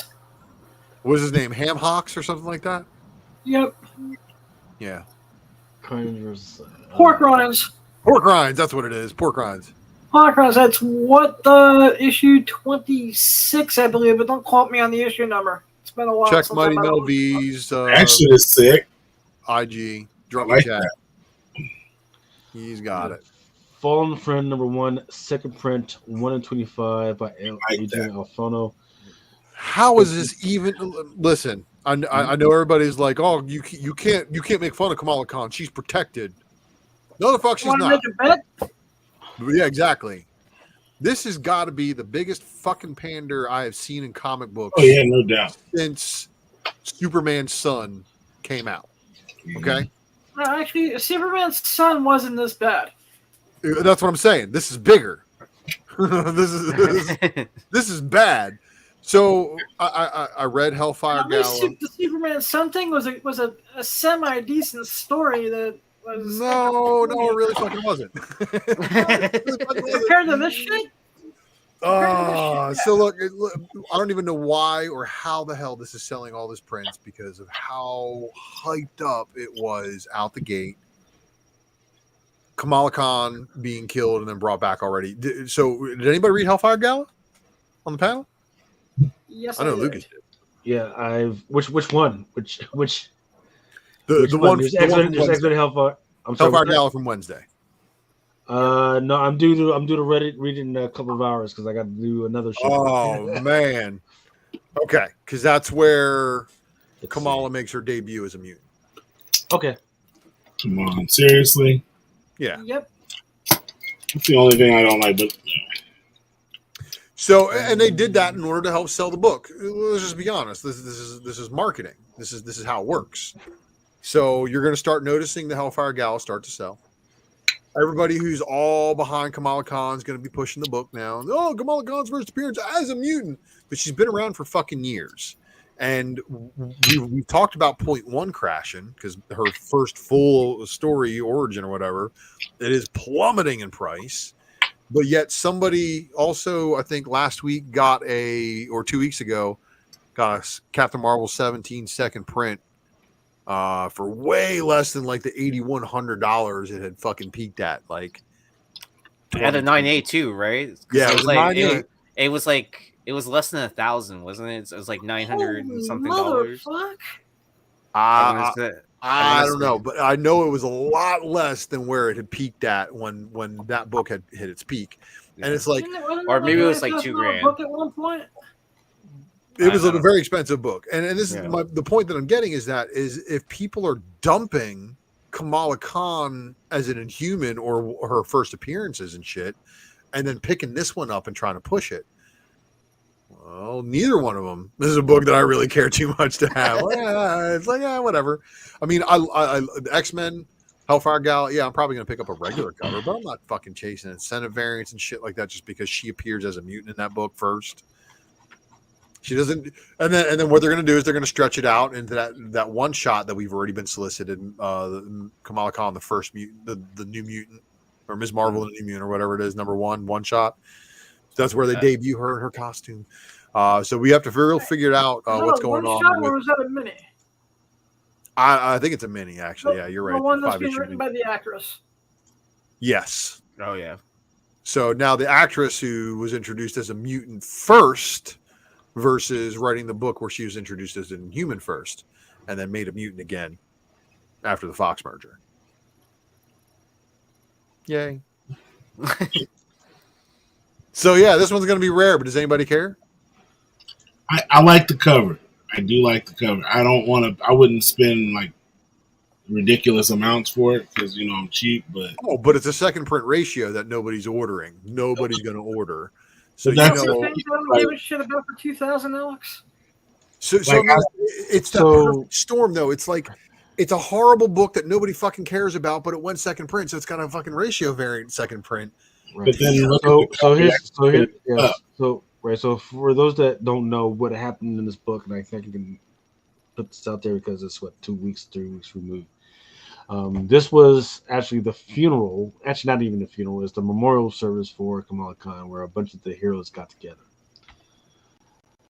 and with her family to pray over whatever happened to her. Right. There's at least one character that is new that is hidden within the freaking pages. They don't acknowledge the person. The person just walks in, and then it's just there. So it's going to be up to Marvel to reveal who that person is at some point. And then we can just go from there. So jealous. So for right now, because they haven't done anything with it, this is a nothing book. But if they decide that, hey, that person is actually going to be something, this might be something to have. Don't you hate how they're doing it to us like this now? Yeah. Little tidbits. Some little fucking asshole sitting behind his fucking desk. You know what? It would really get him going. Let's fuck him over. That's right. They fucking pull out another fucking $100 fucking bill. Yeah. Well, let's hope Kamala Khan delivers in this movie that she's got coming up, huh? And so when's ABC also playing her series on TV? Soon, right? So yeah, man, let me get off this freaking show so I can go ahead and freaking grab some of this shit for cheap.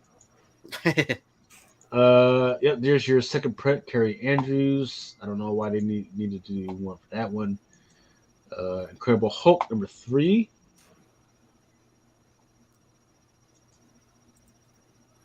I don't see anything that's listed that says it's supposed to be big, but for some reason they decided they were going to do 150 by Frank Miller for this one.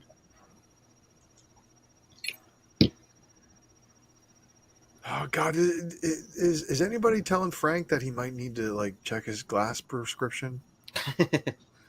No. I mean, he's getting older. I know, man, and as I get older, I realize my vision's not as good as it was when I was younger. Well, Lucas? When we saw him at Baltimore, right? Trying to sell his new publishing company or whatever. I think he even said during that he only starts starts the drawings, and then someone else goes in and finishes it for him, like doing inking or something like that. Right, that's the way it should be, right? It's that way you can just push stuff out, man. Freaking, because you can come up with the concept of what, like, hey, just put an X here, like, hey, there should be a freaking bowl of soup over here. You know, Dude, but his drawings are so far removed from Sin City and some of his fucking best work. Well, I think that's why, right? Is because he's not doing all the work anymore. He just kind of fills in the concept with the outward line sketches. Well, he doesn't like fill in the depth or anything like that anymore. Well, it's almost like people taking the Michael Turner concept drawings, right? Like the shapes that he drew, and then someone else filling in like whatever new character. So I think it's exactly in that kind of situation. But I mean, I'm assuming he doesn't have like a studio of people set up where it's always consistent, right? Yeah, and I mean if you look at it, it definitely looks like that's what happened. Like he drew like the outline sketch, and then let to do some jackass and fucking kind of fill it in and kind of gives them that. And they didn't know what he was thinking. They just say, "Hey, I just got sent this fucking sketch by Frank. Yeah, try and make it look as good." Well, and then they got to make it look like Frank. Right? They can't make it just look good in their own thing. They got to try and make it look like Frank. Right, and then at the same time, I would assume that people aren't using like the old school style that Miller was using, right, where he's doing it by hand probably, and then they're probably taking that, scanning into a computer and doing digital touch-ups to it or whatever, or inkings. Yeah, I mean, it still's got a little bit of his signature, and this is not the worst thing he's done lately. I think that fucking Loki cover was probably one of the worst. That was pretty bad. The Wolverine Ghost Rider was probably the worst. I can't wait to see what the Sinead cover, because it's either that or the J. Scott Campbell or the Frank Miller. Yeah. I think about 50% of the people are. Good luck, everybody else. I sent in 2 coupons, so I feel pretty lucky. So who's this dude on the cover with Moon Knight? Takaguchi. Oh, it's the Korean Pepsi guy. The Korean Everybody was calling him. It's so weird. I don't know why they're fighting. I don't know why Moon Knight is in South Korea. I don't know what the fuck. Well, it's because Moon Knight's doing his death tour. Haven't you heard? Moon Knight's going to be retiring. No, just because the fucking show fucking ended up being shit. I don't think the show was shit at all. I think the show was light years better than Ms. Marvel.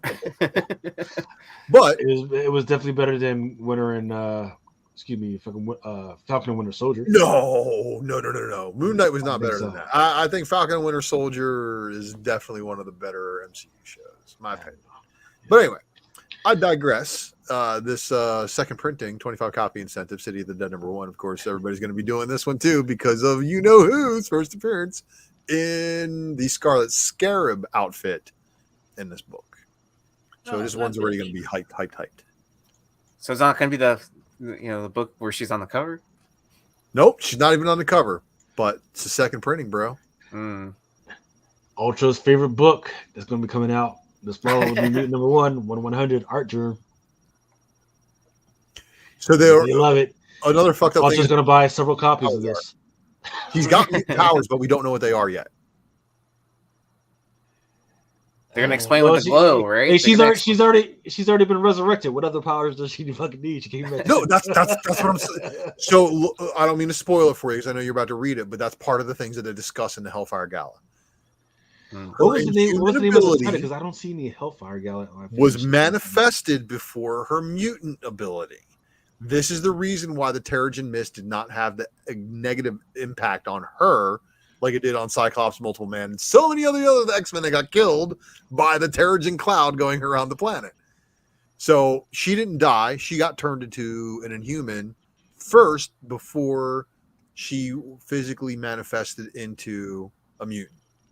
Which is weird because there's some mutants that manifest their powers like really fucking little, and then some it doesn't happen until post-puberty in a moment of stress, or exertion or whatever. So how old is she in the comics now? I don't fucking know, man. Like they made it so ambiguous. Like her first quote appearance in issue number 14 shows her like really old looking with earrings. And then in 17, they just show the arm and she's in high school. And then since then, it's like well, how old is she? Like 10th Yeah. grade, 10th grade. But man, this is there's just, I mean, because she was in that teenage years of going through puberty and stuff like that. she probably would have manifested her mutant powers before she became an Inhuman. I'm just again, I know this is how they're doing the writing. So what if in the TV series we've seen her mutant powers, and those are her mutant powers that have manifested, and it's like her putting on the bangle or whatever caused her mutant powers to manifest, and then they start mimicking her mutant powers because they said that the Embiggen, the Mr. Fantastic mockery, is her Inhuman ability. So if in the MCU she hasn't manifested that yet, all we've seen is her mutant ability, and then they'll do that crystallization, bending of light, or whatever she's doing in the MCU. In the comics as her mutant power. But we're supposed to find out what her mutant power is in the future. All right. And I heard that they were going to still keep the Inhuman powers too. Yeah, she's going to have both. Both of them. Interesting. Well, hand wave from the writer. Fuck introducing a new character. Let's just make this one better. All I can say is that if you guys don't like it, you can just vote with your wallets. They'll get the message. Oh, it's going to sell. And this is the thing. It's like, this is the reason why everybody's like, she's beyond, you can't talk about her, man, because she's everything. She's representation for a whole bunch of people. And it's like, well, if her character This is sucks. the representation of everything that's horrible in the industry right now. Yeah, I mean, I said it. Yeah, that's my unfortunate nihilistic side. But then the hope side of me is like, hopefully she's a good X-Man. Hopefully she brings a bunch of readers into X books, but like they have no plans to put her in X-Men 97. They have no plans to do anything with her in the movies as far as her being an X-Man, as far as I can tell. Even though they did that stupid X-Man yeah. That's what I say. Marvel series, and that's why I'm so pissed. I'm like, because if she's going to be the fucking first mutant you introduced, but then there's people saying that there was one of the other. One of the Russian dudes in the prison was actually a mutant. And of course we saw Roberto da Costa's name, but Roberto da Costa could be senior and not junior.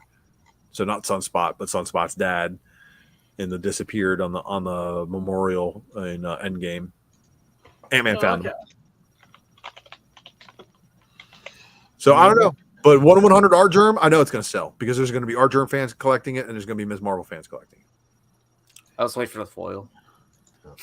And then there's the hard Adam. Looks pretty good. I actually like this one. Unfortunately, just not enough open orders to make that big decision to actually buy that fucking thing. But so that one, like, there's a lot of homage covers. Yep.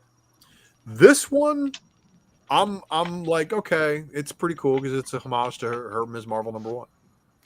Yep. I just need to see that big red bar at the bottom, and it'll be okay. Hey, here's your Casa Grande, one of Marvel.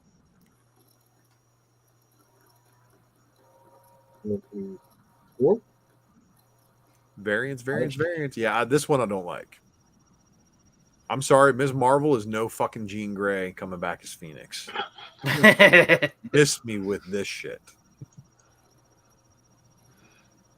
Oh, but aren't they doing all those homages to classic X-Men covers anyways? So. Yeah, so they put her on X-Men #1 as well. Mm. There's her on Dazzler #1 homage. I missed that. I think I caught it before, and when I looked at it just now, I was like, kind of like, what is that? Yeah.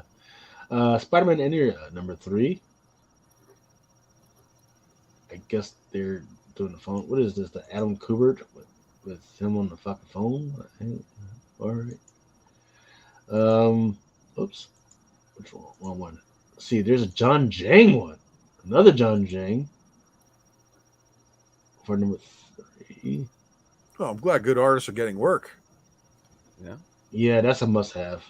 What is this? Is open order? Oh, you guys are fucking crazy. And yeah, what is that's a must-have. 3 of 4? Yeah. Yeah, so that the orders have dropped. Star Wars Bounty Hunters #1/100. This one is an Alex Maleev. Man, it looks like a trading card. And look, it's silver. It looks like Jango Fett because that didn't look like. Is that Mando? Yeah. So Mando's in Bounty Hunters now.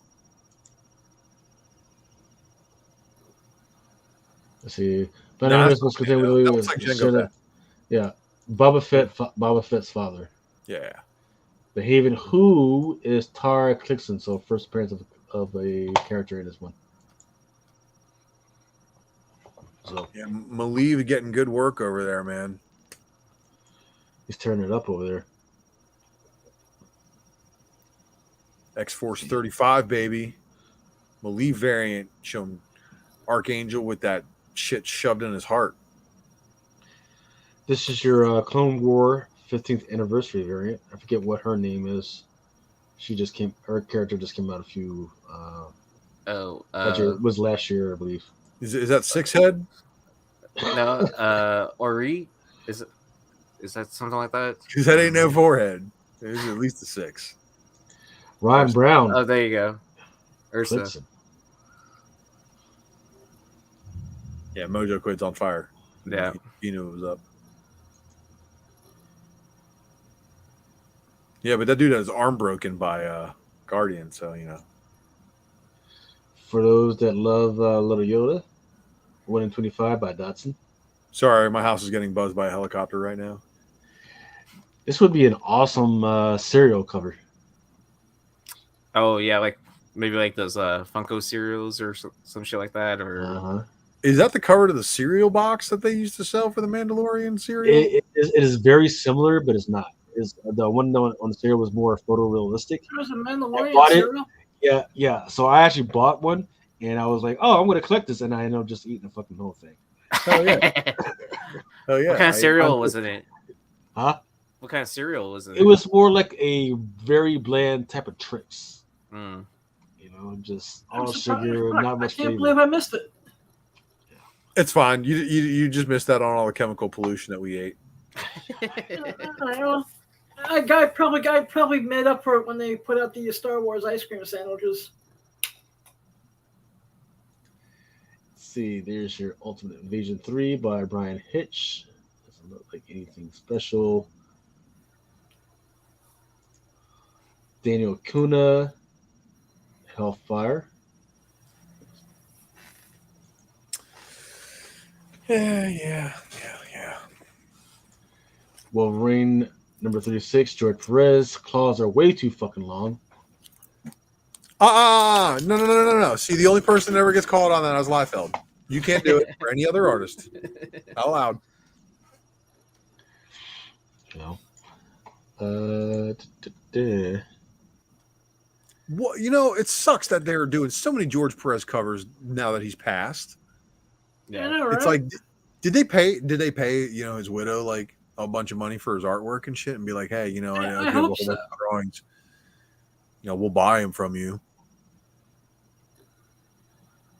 See if there's anything good. There is an Alice Never After number 1 second print by Rico. Mm-hmm. Berserker has a second print. Berserker Poetry of Madness number 1 has a second print. Because we asked for another Berserker book. No problem, Keanu. I mean, we love you, bro. John Wick and all, but come on, son. Yeah, let's actually have some type of project actually come out, and then we can freaking talk about his other joints. Great freaking art. Don't know. I've never read the story, but great art. Magic Planeswalker Notorious number 1, cover D by Florentine. Yes. Mighty Morphe Power Rangers number 111. Bjorn Barends. I thought that got pushed. What in the fuck is going on in Mighty Morphin Power Rangers right now? Whoa, the Death Ranger and Brokeback 90s poses. I thought it was a Pompeii like situation, right? Yeah. In a kickoff of this monumental 12-month event, Mistress Vile has won, or so it seems, with control of the grid and Dark Spectre's infection spreading through the universe. Okay. Yeah, lots and lots of variants for this book. It's nuts. Oh, here's the color. There's a 1 in 100, an FOC, and an unlockable as well. 1 in 25 sucks. 1 in 15 by Torrin Clark, not his best. 1 in 75.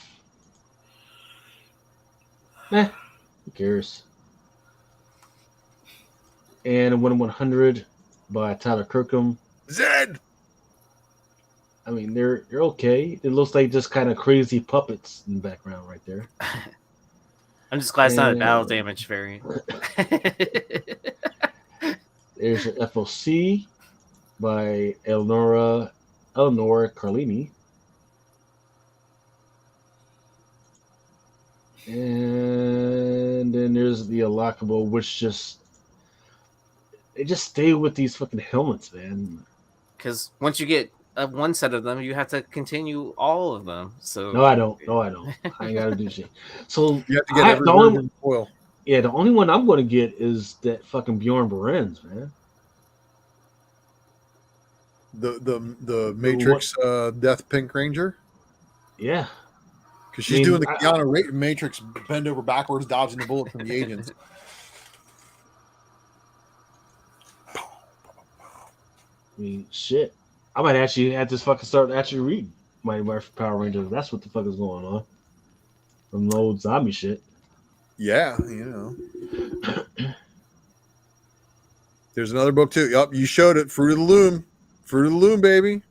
Oh, they're reprinting it? Wow. Yes, they are. Really? Special number 1, cover C, facsimile. Taking that original Fruit of the Loom art and reprinting the cover. Hopefully it comes with a pair of underwear. No. Dang. I mean, that's a missed opportunity right there. But I'm pretty sure there's a dude at your local store who will give you a pre-worn pair with your purchase. Packaging material, it could be that too as well.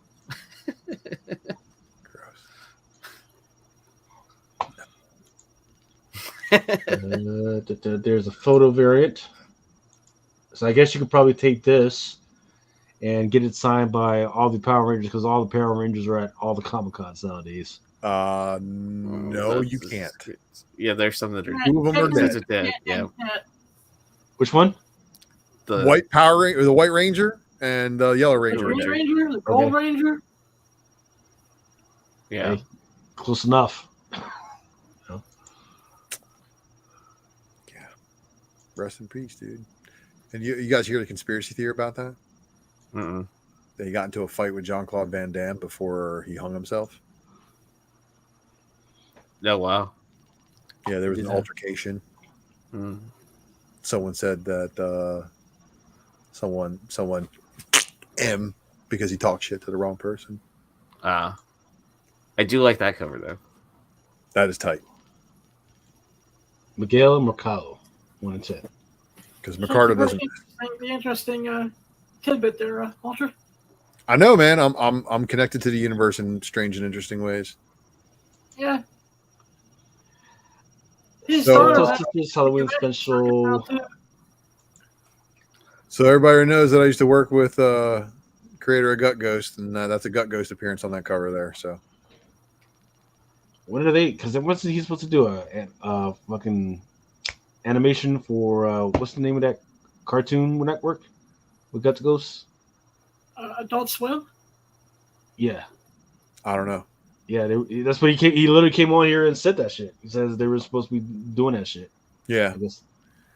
I mean, I know he's doing the con circuit and stuff like that, and he's no longer owner of the comic shop that he was partnered on. So, Frank Miller is running book 2, number 4. That's not Frank Miller. Oh no, it's the Ronin book. Frank Miller's Ronin book. I was making a joke about us talking about Frank Miller's art earlier. Like, no way in hell, man. Yeah, you gotta buy the 1 in 100 incentive ratio or whatever it is to get the Miller art. There's the Miller art, and then it's a 1 in 50 signed. Oh, it's 1 in 50. Okay. Yeah, but it's just a signed edition of the other cover. And then you have 1 month to turn it into CGC situation. I doubt that. No.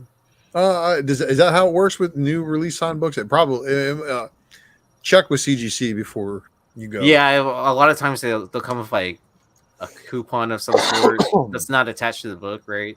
And then you just have to mail it in your submission. Mighty Barbarians.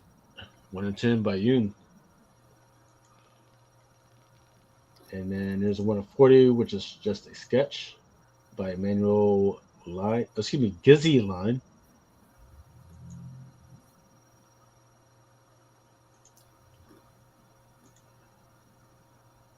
Bombshell and Tom Tom.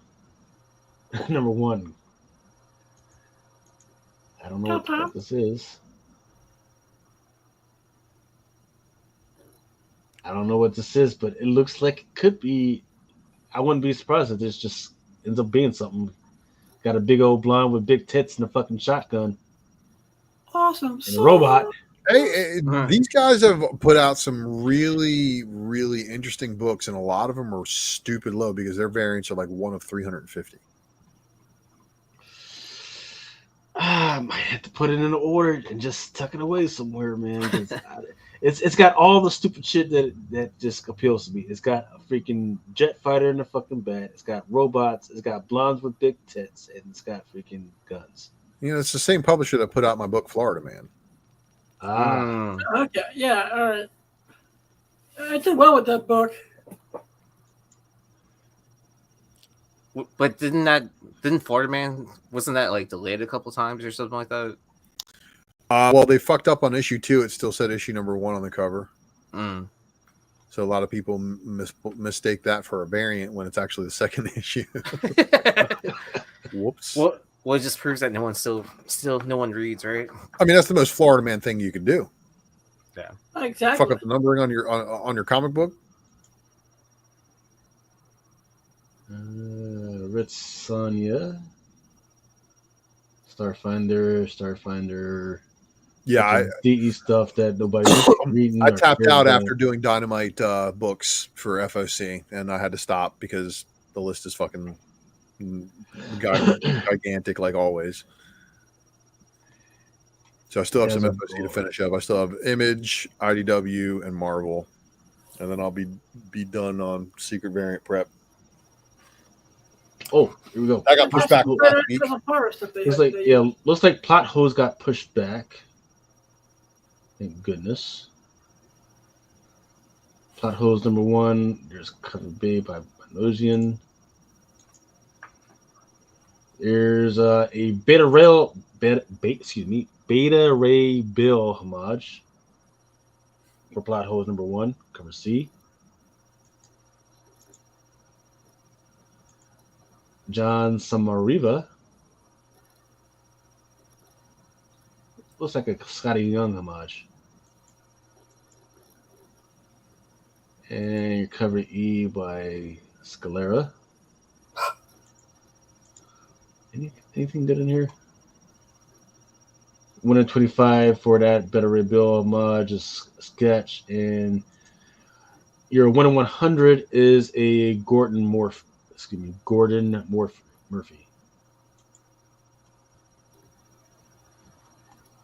Rest of these, nothing peeks out. All right, really quickly going through the DC stuff. Nothing on the top piqued my interest. They actually put a preview out for this one, but I do know that people do like this. Nort's Illustrated Adam Hughes. And I believe that's open order. Yep, open and order. So is the Campbell above it. Yep. Nort's Illustrated, J. Scott Campbell. And the 1 in 25 is was it Pablo Villalobos? Yep. It's okay. It's Trinity nice. Wonder Woman. It's Wonder Woman. Let's be honest. Wonder Woman. Well, it's definitely got to be Wonder Woman because I can tell you that Trinity ain't in the book. I can tell you that much. And iZombie looks like, that shit's been coming out for a while now.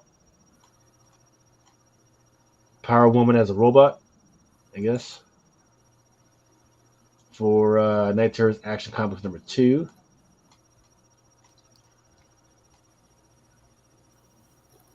Night Terrors Detective Comics, Kyle Holtz. Some Jenny Frison for Harley Quinn, Night Terrors. That right there is one of the few. Okay, no. Let me rephrase that. That right there is the only Night Terrors book I'll probably be buying. It is a cool one. When was the last time you actually bought a DC book? I buy it every now and then, man. I mean, it's got to be good. So if you get that, you gotta get this because of your girl, man, Tula Lote. Yeah, I mean, no. No, I'm only buying. I'm only going to buy the prison. I don't need that. I mean, the Tula Lote one is she's definitely one of my girls, but no. Derek Chu. I mean, you didn't party with her during MegaCon when she was there that one year. Married man. Joe 477 says that Samariva plot holes number 1 that was a Calvin and Hobbes homage. Oh, that makes sense. 1 to 50, Sweetie Boo. What in the hell? I don't know. Looks like some weird Japanese manga, freaking homage, weird stuff. Then here's your Night Terrors number 1, Howard Porter Neon cardstock. Are they just asking us to just put this on the walls and just put on the lights and just fucking trip out to this shit? I think that's what. Well, they want you to eat acid first, but yes. Yeah, and then read the story. Yeah, Night Terrors on acid. Yeah, for sure. Yep. Sounds like a great time. Ooh, this cover for a book. I should read it. I kind of like this cover for Penguin. I like that one right there. Which one? No. Yeah. The one that's got the animated series style. No. Oh, yeah. This one? No, the one above that. There you go. Yeah, the Nathan Zerdy. Yep. Yes. So the Zerdy one where it's got the animated series style looking Penguin with a sick tat done by Harley. And Zerdy does a lot of the tattoo variants with the different characters. So here's the question: if you go to where she's got the tattoo ink gun and shit, right, and then you look at his backside, there's her head that's coming. She put a tramp stamp on his back, and that's probably it goes all the way down his butt cheeks. Let's be honest. So if you spread across his butt cheeks, what the fuck is there? I bet you Harley is doing this. He's tatted down the back of his legs and the whole way around his waist. Nathan, my man, what the fuck are you doing? Yo. That's what I can show. I'm not saying a word right now. I don't think this will make it to fucking print. I don't think so. I think this weekend it'll be fine. DC prints their own variants aside from their distribution network anyway. So, did you know that they print their cardstock covers like themselves and they ship them to Lunar? I know. Now you know. Knowing's half the battle. I got to do that. I didn't think I would ever get to use that line really good like that. Okay. Oh, the Commando, right? Okay, so apparently this is going to be the first appearance of somebody called the Meta Woman. And I don't see her there. Some of these are just... Oh, maybe that character that's back there in the shadows right there. That's Meta Woman. No, I'm pretty sure he's Doom Patrol. Well, what part of the Doom Patrol? I mean... The villain from season 1, Mr. Nowhere? Mr. Nobody? Okay. Sorry, it's late. It's 4:30 in the fucking morning. Yeah. I should have done it 2 hours ago at least. Yeah. Well, I mean, I think that's a perfect place to freaking stop, man. It's 4:30 in the freaking morning. We've gone through a bunch of great freaking news. We've gone through the FOC. We had some hidden gems. I definitely want to thank everybody that freaking stopped by in the chat. I want to thank everybody that Aaron Yee, Ultra, and Big Sexy freaking Blind Adam. Don't forget to make sure you subscribe to Ultra's channel and hit the notifications because he is running the. I'm doing something tomorrow. Do something tomorrow. You want to know what it is? Better if I hit the notification. You probably should have been liked and subscribed a long time ago at this point. Yeah, what's up with that? Yep. Anything you got going on this weekend, Yi? I will probably be on Beyond Wednesdays tomorrow night. If the conversation gets too stale, I'll probably end up leaving. Or too much drama or whatever. So, but Yeah.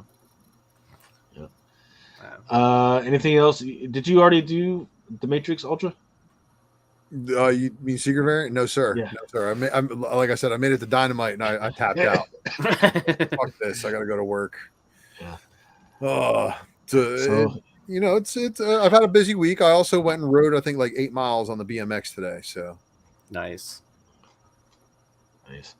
Adam, you got anything going on this weekend? This weekend, no. Just doing some stuff with the family. Yeah. Also want to give a shout out to Remo for stopping by. He had a crash because sometimes that shit just hits him hard. Sometimes it's okay to go sleep a semi-reasonable hour on the West Coast. All right. Once again, thank you to everybody. Definitely hit the like button and the subscribe button if you haven't hit it to Comic Crusaders, as well as the Money Mail V channel. We will see you next week or throughout the week. Love you guys. Out. For each man in his time to take, the duty walks along the beach and sees his future in the water, along with all within his reach.